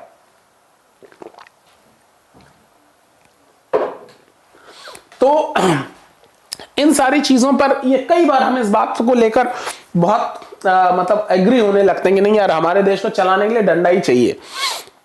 ठीक है, फौजी शासन हो जाना चाहिए। इस भावना में बहकर लोग बहुधा इस बात को महसूस नहीं कर पाएंगे कि लंबे दौर में तानाशाही शासन तो उनके सारे हितों को तहस नहस कर देगा। एक अच्छा संविधान देश की बुनियादी संरचना को इस तरह से कि उन्माद से बचाता है। अगर कॉन्स्टिट्यूशन बेहतर तरीके से इंप्लीमेंट हो जाए और वो देश के हितों का, देश में रहने वाले नागरिकों के हितों का ध्यान रखे, तो इस तरीके के उन्माद आएंगे नहीं। क्योंकि ये आता ही कब है, आप देखिए कुछ समय पहले कर्नाटक में आपने घटना सुनी कि एक डॉक्टर थी जिसका रेप किया कुछ लोगों ने, और फिर पुलिस ने उनको अरेस्ट किया, फिर उनका एनकाउंटर भी कर दिया। लोगों ने पुलिस वालों पे फूल बरसाए।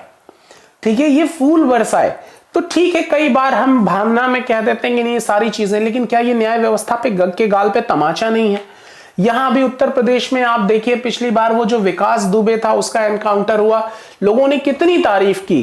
ठीक है कि ये तो बढ़िया हुआ, इसका यही इलाज था, मुकदमा का था। यानी हमको अब धीरे धीरे क्या हो रहा है कि न्याय व्यवस्था पे विश्वास कम हो रहा है, और उसका जेन्युइन कारण है आपके पास, ऐसा नहीं कि आप गलत हैं। लेकिन अगर यही परंपरा चलती रही तो फिर तो अपने खिलाफ उठने वाली किसी भी आवाज को वो कब बदल जाएगा, कब वो न्याय से अन्याय की तरफ हो जाएगा, हम हमेशा ताली बजाते रहेंगे और समझ नहीं पाएंगे कि चीजें कहां से विकृत हो गई। तो ठीक है, किस तरह की घटनाएं हमको न्याय मिलने का एहसास कराती हैं, लेकिन ये कितना जरूरी है कि न्याय वो करे जो उसके लिए जिम्मेदार है। यानी हमारी आपकी एक नागरिक के रूप में क्या डिमांड होनी चाहिए, हम पुलिस पे फूल ना बरसाएं, हम एक ऐसी न्याय व्यवस्था की डिमांड करें जिसमें हमको ऐसी चीजों की दिक्कत ही ना हो कि अगर कोई गुनाहगार है तो हमें भरोसा है उसको सजा तो मिलेगी, चाहे वो कुलदीप सेंगर हो या कोई गरीब आदमी, वो कितना ही प्रभावशाली क्यों ना हो, अगर उसने गलत काम किया उसको सलाखों के पीछे जाना पड़ेगा, जो उसकी गलती की सजा है वो उसे मिल के रहेगी। तो न्याय व्यवस्था को मजबूत करने की बात होनी चाहिए। अगर एक नागरिक के रूप में हम ये दबाव बना पाने में कायम रहे तो आप देखिए देश की उन्नति को कोई रोक नहीं पाएगा। फिर हम एक मैकेनिज्म क्रिएट कर देंगे, एक व्यवस्था की मांग करेंगे, ये बहुत महत्वपूर्ण चीज है। ये बात यही कह रहा है। इस चर्चा से आप समझ जाएंगे कि संविधान किसी भी लोकतांत्रिक समाज में कितनी महत्वपूर्ण भूमिका निभाता है। अब यहां आइए, अब निम्नलिखित उदाहरणों से जुड़े मूलभूत नियमों से तालिका को भरें। यहां एक एक्सरसाइज है, जो चीजें ये आप एक बार देख लीजिएगा। फिर यहां आगे संविधान सभा के सदस्यों के बीच एकता की जबरदस्त भावना थी, ये भी बड़ी महत्वपूर्ण चीज है। आप देखिए, ये जो हमारी कॉन्स्टिट्यूएंट असेंबली है, आप जब इसके बारे में डिटेल में पढ़ेंगे तो आप पाएंगे कि इसमें अलग अलग दलों के लोग थे, अलग अलग समुदायों के लोग थे, कुछ जो प्रिंसली स्टेट्स थे, जो राज रियासतें थी, उनके प्रतिनिधि थे, अलग अलग धार्मिक समुदायों को, जैसा मैंने बताया, समुदायों के प्रतिनिधि थे, स्त्री पुरुष सभी लोग, इसमें सभी समुदायों का एक रिप्रेजेंटेशन इस संविधान सभा में था। लेकिन अच्छा, तमाम सारे उनके बीच में वैचारिक मतभेद भी थे। मैंने बताया कि वो अलग अलग राजनीतिक दलों से थे, अलग अलग मान्यताएं थी, विचारधाराएं थी, बावजूद उसके ये सब किस बात पर चर्चा कर रहे हैं, देश के भविष्य, देश के मुस्तकबिल को लिखने की बात ये कर रहे हैं। ठीक है, ये संविधान बनाने की तैयारी कर रहे हैं जो पूरे देश को ध्यान रखेगा, क्या ख्याल रखेगा, उसको एक नई दिशा देगा। तो जाहिर सी बात है कि पिछले किए गए संघर्ष में हम सभी शामिल था, सभी का खून इसमें मिला हुआ है। तो उन सभी उस बात को ध्यान में रखते हुए जैसे ही हम उसकी बात छोड़ते हैं, वो सारे मतभेद अपने आप दूर हो जाते हैं और हमारे सबके बीच एक एकता की भावना पैदा होती। तो ये एक लाइन है कि संविधान सभा के सदस्यों के बीच एकता की एक जबरदस्त भावना थी। भावी संविधान के एक एक प्रावधान पर जमकर चर्चा हुई और सभी लोग सहमति विकसित करने के बारे में गंभीर थे। ये भी बात नहीं थी कि जिसका प्रभाव ज्यादा है उसी की बात मानी जाएगी, सहमति से ही चीजों को तय किया जाता। बड़ी खूबसूरत चीज। ठीक है, आजकल के राजनीतिज्ञों को जरूर सोचना चाहिए इन सारे चीजों पर कि हमारी कैसी नींव रखी गई थी। उपरोक्त चित्र के मध्य में सरदार वल्लभ भाई पटेल दिखाई दे रहे हैं, जो संविधान सभा के एक महत्वपूर्ण सदस्य थे। ये वल्लभ भाई पटेल जी हैं। ओके, आइए अब हम भारतीय संविधान के कुछ मुख्य आयामों का अध्ययन करें और इस बात को समझें कि उपरोक्त बिंदु कुछ खास आदर्शों और नियमों का रूप का किस तरह से ग्रहण करते हैं। भारतीय संविधान मुख्य लक्षण क्या है, इसके जो की फीचर्स हैं वो क्या हैं। 20वीं सदी तक आते आते भारतीय राष्ट्रीय आंदोलन कई दशक पुराना हो चुका था। ठीक है, एक तरीके से आप देखिए, जब बंगाल विभाजन हुआ था तभी से सशक्त हो गया था ऑर्गेनाइज रूप से, तो कई सारे दशक, और 1920 से तो एकदम ही था। तो धीरे धीरे 1940 तक, 40 साल तक तो हो ही गए। तो कई दशक पुराना हो चुका था। स्वतंत्रता संघर्ष के दौरान राष्ट्रवादियों ने इस बात पर काफी विचार किया कि स्वतंत्र भारत किस तरीके का होना चाहिए। ब्रिटिश शासन के अंतर्गत उन्हें जिन नियमों को मानना पड़ता था वे उन्होंने खुद नहीं बनाए थे। औपनिवेशिक शासन के लंबे अत्याचारी शासन ने भारतीयों के सामने इतना जरूर स्पष्ट कर दिया था कि स्वतंत्र भारत को एक लोकतांत्रिक देश होना चाहिए। ठीक है, उसमें जनता की सहभागिता होनी चाहिए, उसमें प्रत्येक नागरिक को समान माना जाएगा और सभी को सरकार में हिस्सेदारी का अधिकार होगा। ये सारी बातें हम बहुत डिटेल में डिस्कस कर चुके हैं। ठीक है, इसके बाद यह तय करना था कि भारत में लोकतांत्रिक सरकार का गठन कैसे किया जाए और उसके कामकाज के नियम क्या हों। यह काम किसी एक आदमी के वश का नहीं था, इसलिए लगभग 300 लोगों ने योगदान दिया जो 1946 में गठित की गई संविधान सभा में के सदस्य थे। ये आपका होमवर्क है, जरा आप ये तय कीजिएगा कि इन 300 लोगों में किस किस दल से, कौन कौन समुदायों से लोग थे, कितने कितने सदस्य थे। ये एक लिस्ट जरूर बना लीजिएगा, ठीक है। आप इसी दौरान बड़ी सारी अन्य चीजें भी पढ़ लेंगे, तो एक छोटा सा होमवर्क है, जरूर आप इस पर वर्कआउट कीजिएगा। 1946 में गठित की गई संविधान सभा के सदस्य, अच्छा, भावी संविधान के निर्माण में के लिए अगले 3 सालों तक संविधान सभा की बैठकें होती रहीं। संविधान सभा के इन सदस्यों के सामने एक बड़ी जिम्मेदारी थी। हमारे देश में कई समुदाय थे, उनकी न तो भाषा एक थी, न ही धर्म एक था, और न ही एक जैसी संस्कृति थी। हमने पहले ही समझ लिया, we are country of diversity, विभिन्नताओं का देश है हमारा, ठीक है। वैसे भी जब संविधान लिखा जा रहा था उस समय हमारा देश भारी उथल पुथल से गुजर रहा था। भारत और पाकिस्तान का बंटवारा लगभग तय हो चुका था। कुछ रियासतें तय नहीं कर पा रही थीं कि उनका भविष्य क्या होगा, वे किधर जाएंगी। जनता की सामाजिक आर्थिक स्थिति भयानक थी। संविधान सभा के सदस्यों के सामने ये सारे मुद्दे थे, लेकिन उन्होंने अपने इस ऐतिहासिक दायित्व को बहादुरी से पूरा किया। वाकई इस बात के लिए हम सभी को नतमस्तक होना चाहिए। संविधान सभा के सदस्यों के प्रति बड़ा एहसान है उनका हमारे ऊपर, ठीक है।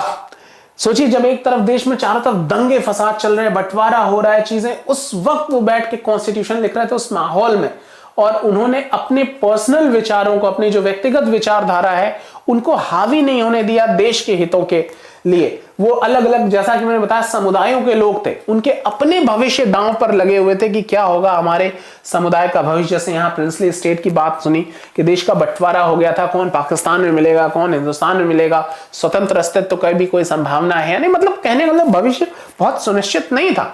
बावजूद उसके ये लोग भी संविधान सभा में भागीदारी कर रहे। तमाम सारे मैंने एक एग्जांपल दिया, जो भी लोग थे वो उन सारी गंभीर परिस्थितियों में देश के मुस्तकबिल पर एक साथ इकट्ठा होकर सोच रहे थे, उनके भविष्य के बारे में विचार कर रहे थे। उन्होंने जो दस्तावेज तैयार किया उनमें सामाजिक आर्थिक सुधारों के जरिए गरीबी उन्मूलन और जनप्रतिनिधियों के चयन में जनता की महत्वपूर्ण भूमिका पर काफी जोर दिया गया। ये सब पढ़ेंगे आप संविधान में कि जो चाहे वो अधिकारों के प्रति हो, चाहे फंडामेंटल राइट हो, डायरेक्टिव प्रिंसिपल हो, हमारा राष्ट्रपति कैसे चुना जाएगा, हमारे प्रधानमंत्री, मंत्रिपरिषद, संसद की क्या कार्यवाही होगी, क्या प्रणाली होगी, ये सब के बारे में बहुत गंभीर चर्चा की गई। बाबा साहब मतलब one of the most intelligent personality in constituent assembly.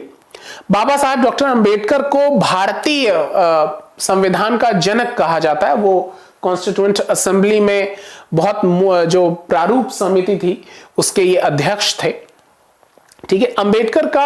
Doctor Ambedkar का विश्वास था कि संविधान सभा में उनकी हिस्सेदारी से अनुसूचित जातियों को संविधान के प्रारूप में कुछ सुरक्षात्मक व्यवस्था मिली है, लेकिन उन्होंने ये भी कहा कि भले ही कानून बन गए हों, अभी भी अनुसूचित जातियां बेफिक्र नहीं हो सकती, क्योंकि इन कानूनों का संचालन सवर्ण हिंदू अधिकारियों के हाथों में ही है। इसलिए उन्होंने अनुसूचित जातियों से आह्वान किया कि वे सरकार के अलावा लोक सेवाओं में बढ़ चढ़कर शामिल हों। ये बहुत जरूरी चीज है। आप देखिए कि कानून बना देना कोई विकल्प नहीं है, प्रश्न ये उठता है कि उसको लागू कराने की जिम्मेदारी किसके प्रति है। ये बहुत महत्वपूर्ण चीजें। जब भी आपके सामने भी तमाम सारे इश्यूज आएंगे, चाहे मेंस के एग्जाम में, चाहे एसए वगैरह में, कि इस पे कानून बना दिया जाए, सवाल ये लागू कौन कराएगा, ठीक है। हमारे देश में काले धन के खिलाफ या जो करप्शन है उसके खिलाफ कानून, एक सशक्त कानून बनने की आवश्यकता है। क्यों नहीं बन पा रहा है? क्योंकि जिनकी जिम्मेदारी है बनाने की, सबसे ज्यादा भ्रष्टाचार के आरोप उन्हीं पर हैं। तो ये सारी कुछ व्यवहारिक दिक्कतें हैं जो आप समझते हैं। तो ये इन्होंने एक बहुत महत्वपूर्ण बात उठाई कि ठीक है, कानून बना दिया गया, कुछ व्यवस्थाएं की गई ताकि जो दलित लोग हैं उनकी भी सहभागिता हो सके, लेकिन इसको लागू कौन करेगा? सवर्ण लोग। तो उन्होंने ये आह्वान किया कि आप मेहनत कीजिए, अपने आप को इस काबिल बनाइए कि आप इस ब्यूरोक्रेसी का भी पार्ट हो सके, आपके हाथ में वो संचालन आ सके, इन सारे रूल्स एंड रेगुलेशन का एग्जीक्यूशन आ सके। तो इन सभी बातों को बहुत पे ध्यान देना, बड़ी महत्वपूर्ण चीज है ये। आगे के हिस्सों में भारतीय संविधान के कुछ मुख्य आयामों का उल्लेख किया गया। इन बातों को पढ़ते हुए विविधता, एकता, सामाजिक आर्थिक सुधार और प्रतिनिधित्व से संबंधित उपरोक्त चिंताओं को लगातार ध्यान में रखना है, जिससे दस्तावेज को लिखने वाले जूझ रहे थे। इसे समझने की कोशिश कीजिए कि उन्होंने स्वतंत्र भारत को एक शक्तिशाली लोकतांत्रिक समाज बनाने के उद्देश्य से पूरा करने के साथ इन चिंताओं को किस तरीके से हल किया। यहां कुछ वर्ड्स हैं जिसका ध्यान रखना है आपको।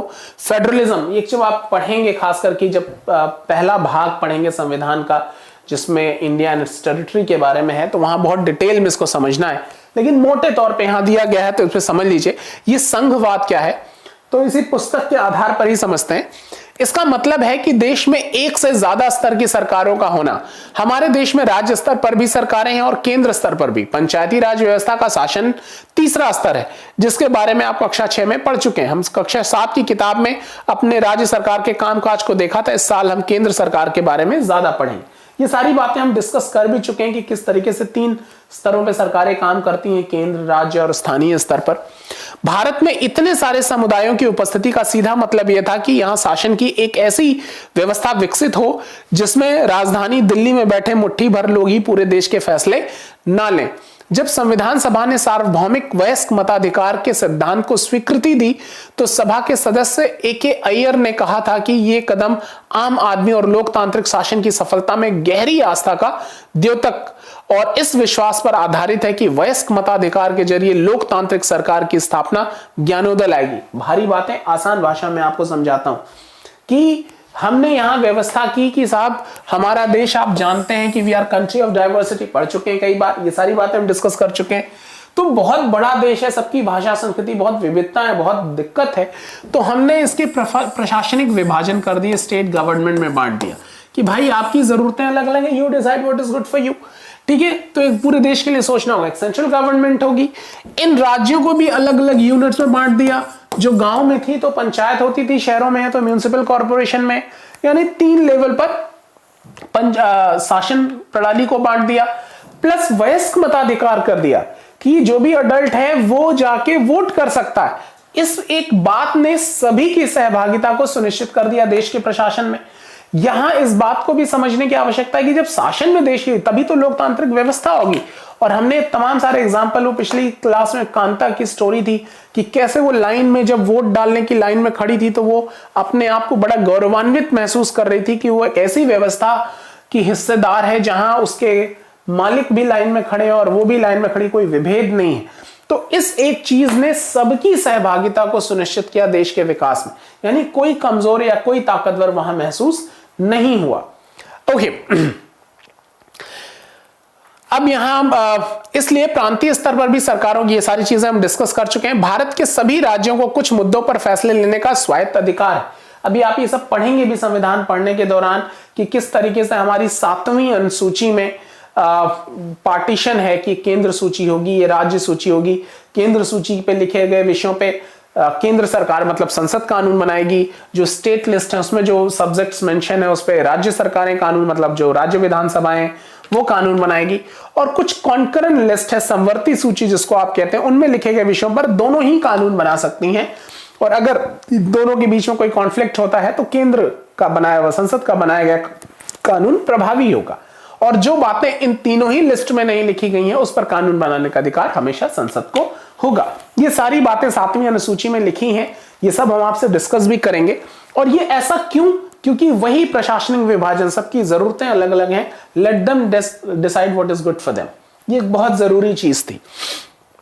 अच्छा, फिर कार्य क्षेत्र की स्पष्टता के लिए भी संविधान में कुछ सूचियां, जो मैंने आपको बताया कि कौन से स्तर की सरकार किन मुद्दों पर कानून बना सकती है। ठीक है, इसके साथ संविधान यह भी तय करता है कि प्रत्येक स्तर की सरकार अपने कार्यों को, पैसे का इंतजाम कहां से करेगी। अलग अलग फंड होता है, संचित निधि है, देश की संचित निधि है, राज्य संचित निधि है।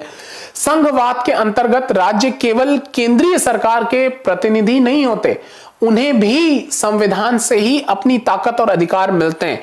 भारत के सभी लोग इन सभी स्तरों की सरकारों द्वारा बनाए गए कानून और नीतियों के अंतर्गत आते हैं।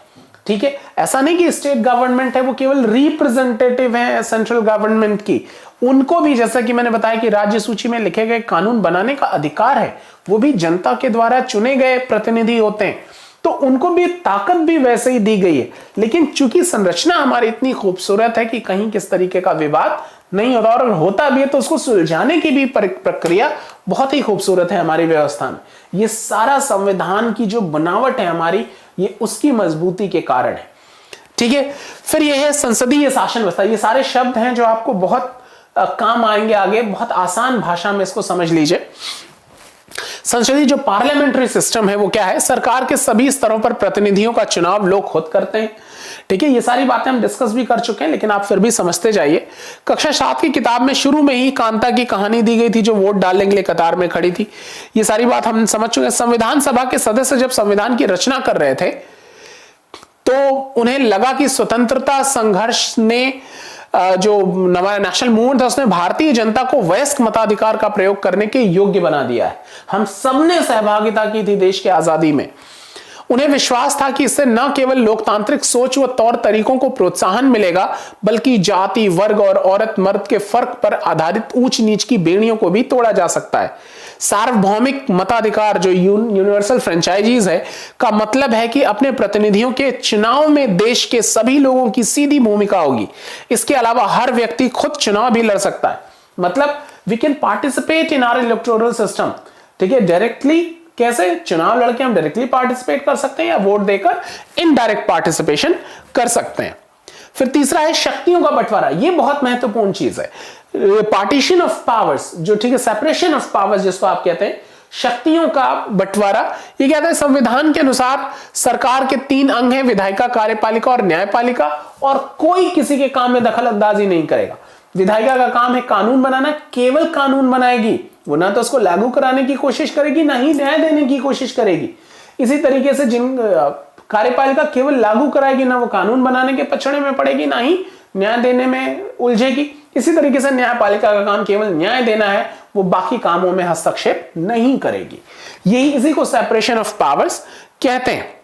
सरकार की किसी भी शाखा द्वारा सत्ता के दुरुपयोग को रोकने के लिए प्रावधान किया गया है कि इन सभी अंगों की शक्तियां एक दूसरे से अलग होंगी, यानी कोई दुरुपयोग ना कर पाए। एक दूसरे, आप पढ़ेंगे कैसे एक दूसरे को चेक एंड बैलेंस की तरह ये लिखा है, बहुत खूबसूरती से इसको बुना गया है हमारे संविधान में।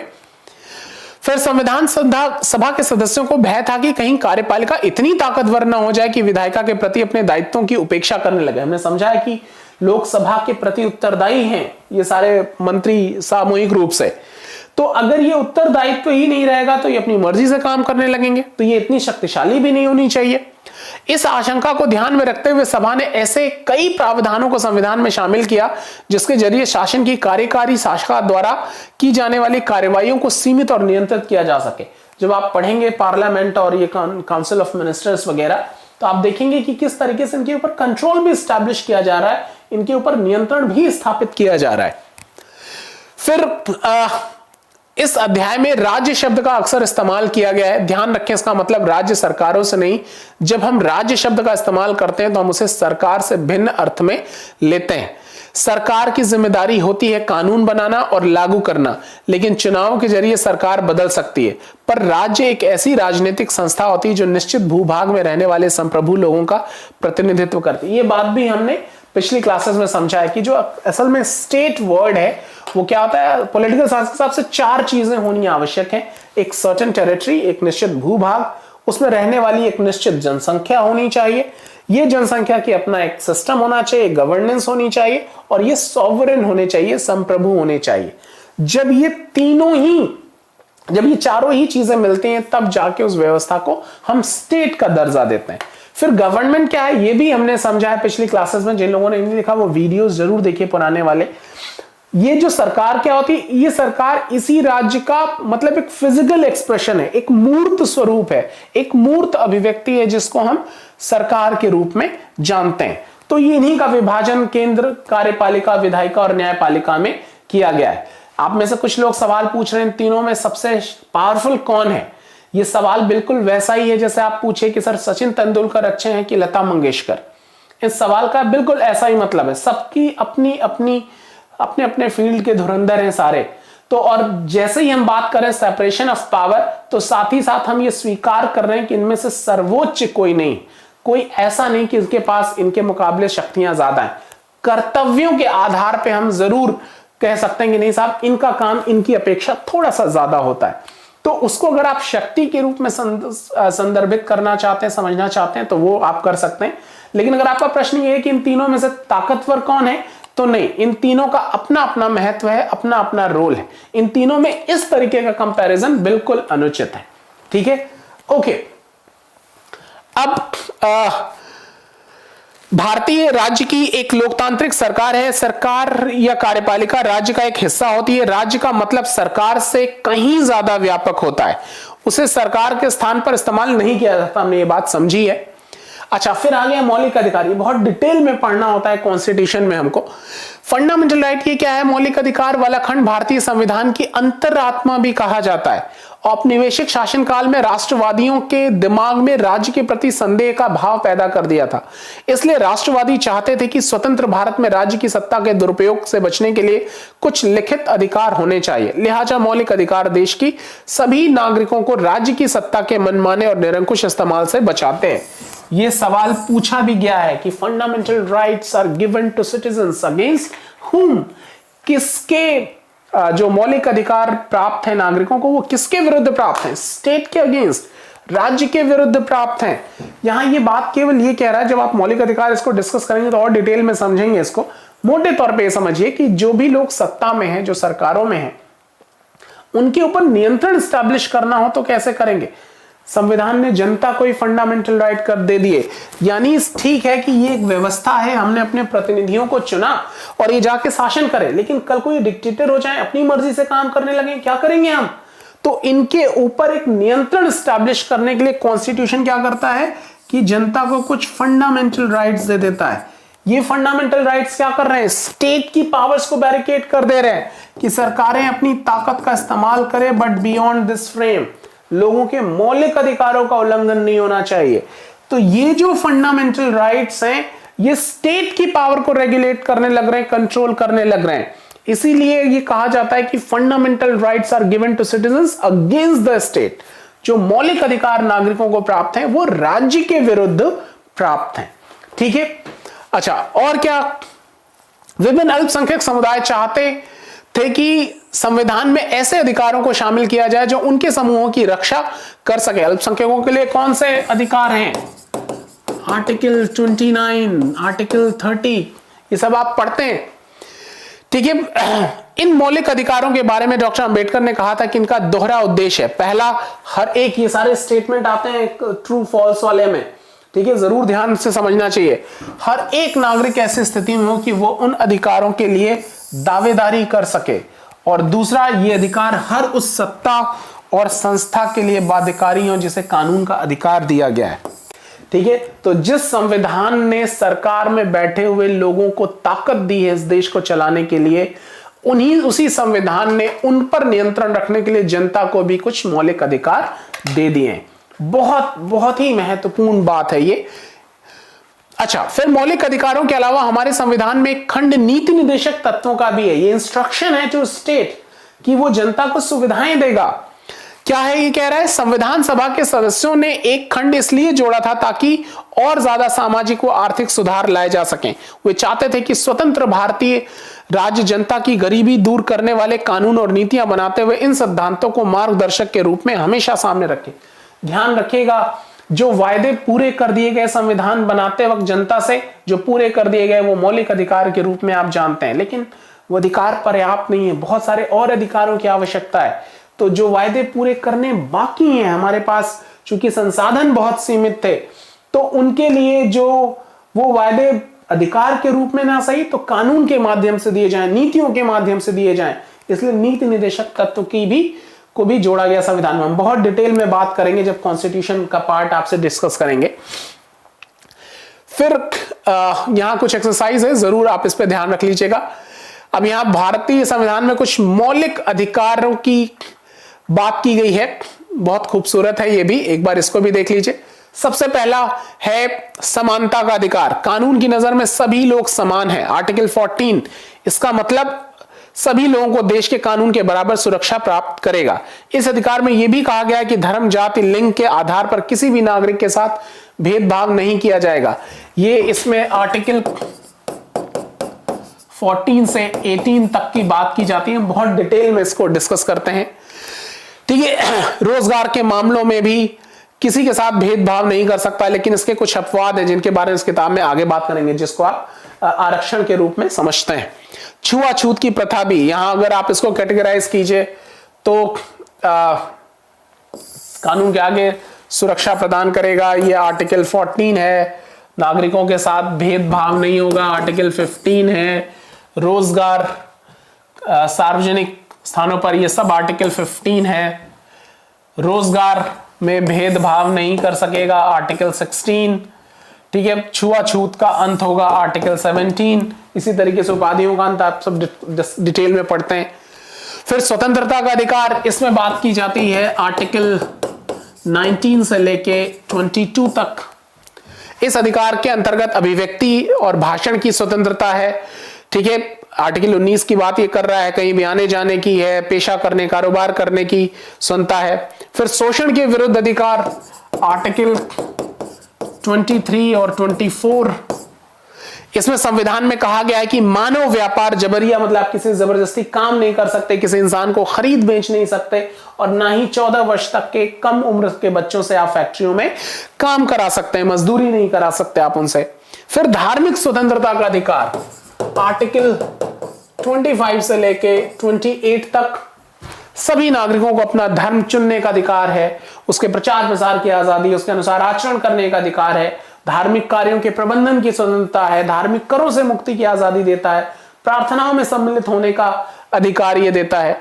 सांस्कृतिक और शैक्षिक अधिकार ये अल्पसंख्यकों को प्राप्त हैं, आर्टिकल 29 और 30 में।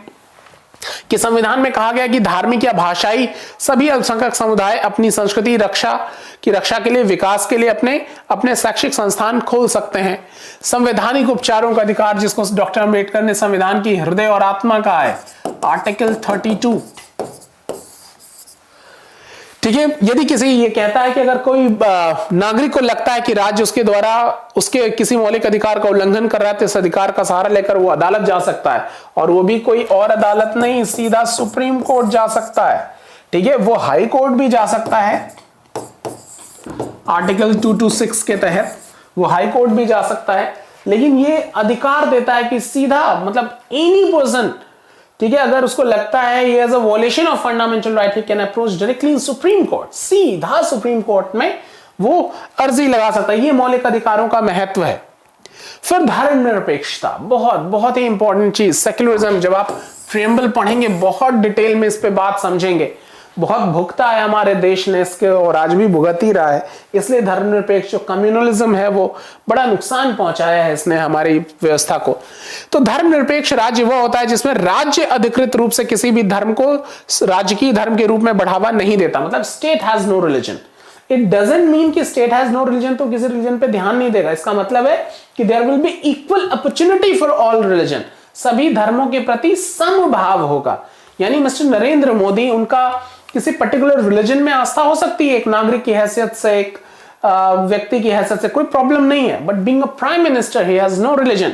वो हिंदुओं के भी प्रधानमंत्री हैं, वो मुस्लिम्स के भी, बाकी कम्युनिटीज के भी, सबकी सुरक्षा, सबके विकास की जिम्मेदारी उन्हीं की है। यही है हमारे देश में सेक्युलरिज्म का मतलब, कि there will be equal opportunity for all religion, सर्वधर्म समभाव होगा। बहुत डिटेल में इसको डिस्कस करेंगे जब प्रियम्बल आपसे पढ़ेंगे। अब तक आप इस बात को समझने लगे होंगे कि कभी कभी देश का इतिहास ये तय कर देता है कि देश का संविधान कैसा होगा। ऑब्वियसली ये वो सारी चीजें हैं जिसके लिए हमने संघर्ष किया है। उन आदर्शों को तय करने में एक महत्वपूर्ण भूमिका निभाता है जिन्हें हम अपने देश और अपने प्रतिनिधियों के जरिए साकार करना चाहते हैं। जिस तरह फुटबॉल के नियम बदलते ही खेल बदल जाता है, उसी तरह जिन देशों में संविधान में भारी बदलाव आ जाते हैं वहां देश का बुनियादी स्वरूप बदल जाता है। हम नेपाल में देख चुके हैं, वहां लोकतंत्र बनाने की जरूरत के साथ ही एक नए संविधान की जरूरत भी पैदा हो गई थी। ऊपर हमने भारतीय संविधान के जिन आयामों का जिक्र किया है वे कई बार काफी जटिल दिखाई देते हैं और उन्हें समझने में मुश्किल भी महसूस होती है। लेकिन अभी आप इस बारे में ज्यादा फिक्र ना करें, इस पुस्तक में बाकी अध्याय में भी ये सारी चीजें हम पढ़ेंगे। यहां एक चीजें जरूर इसको पढ़ लीजिएगा कि 24 जनवरी 1950 को संविधान सभा में विभिन्न सदस्य अपनी आखिरी बैठक, ये प्रश्न है कि आखिरी बैठक कब हुई, 24 जनवरी 1950 को हस्ताक्षर कर रहे हैं। इसमें कौन कौन किसको क्या जिम्मेदारी दी गई है, एक लिस्ट है, एक नजर आपको जरूर इसमें डाल लेनी चाहिए। और फिर ये सारे अभ्यास के प्रश्न हैं, जरूर इस पर आप विचार कीजिएगा। तो आज की जो क्लास थी वो यही इतनी थी। ये जो मोटे तौर पे आपको इतनी सारी चीजें समझनी है। आगे हम इन सारी चीजों को और डिटेल में बात करेंगे। जैसा कि मैंने बताया कि जब आप कॉन्स्टिट्यूशन पढ़ेंगे तो ये बेसिक चीजें बहुत मदद करती हैं। हम इन सारी चीजों के और डिटेल में भी जा सकते हैं, लेकिन चूंकि हमारे इन क्लासेस का उद्देश्य एनसीईआरटी को कवर करना है, तो हम उन्हीं बातों पे फोकस कर रहे हैं जो इस पुस्तक में लिखी हैं। आगे भी हम जब तक ये एनसीईआरटी करेंगे तो ऐसे ही डिस्कस करेंगे, लेकिन ये सारी चीजें जो आपका बैकग्राउंड तैयार कर देंगी ना, उनका बड़ा महत्वपूर्ण रोल होगा आपके सिलेबस को समझने में, न केवल समझने में, उनका इस्तेमाल करने में। तो जब हम कॉन्स्टिट्यूशन को टेक्निकली पढ़ना शुरू करेंगे कि फला आर्टिकल में ये कहा गया है, ये चैलेंजेस हैं, ये व्यवस्था है, तो ये सारी जानकारियां आपकी बहुत मदद करेंगी। तो इनको बहुत टोटलिटी के साथ आपको देखने की जरूरत है। ठीक है, तो चलिए आपसे मिलते हैं फिर नए टॉपिक के साथ। इन सारी जो भी चीजें आप पढ़ जा रहे हैं, इसको कोशिश कीजिए कि यहां से कहीं कोई संशय, कोई डाउट आपके पास ना रहे। चलिए मिलते हैं आपसे फिर। Thank you very much.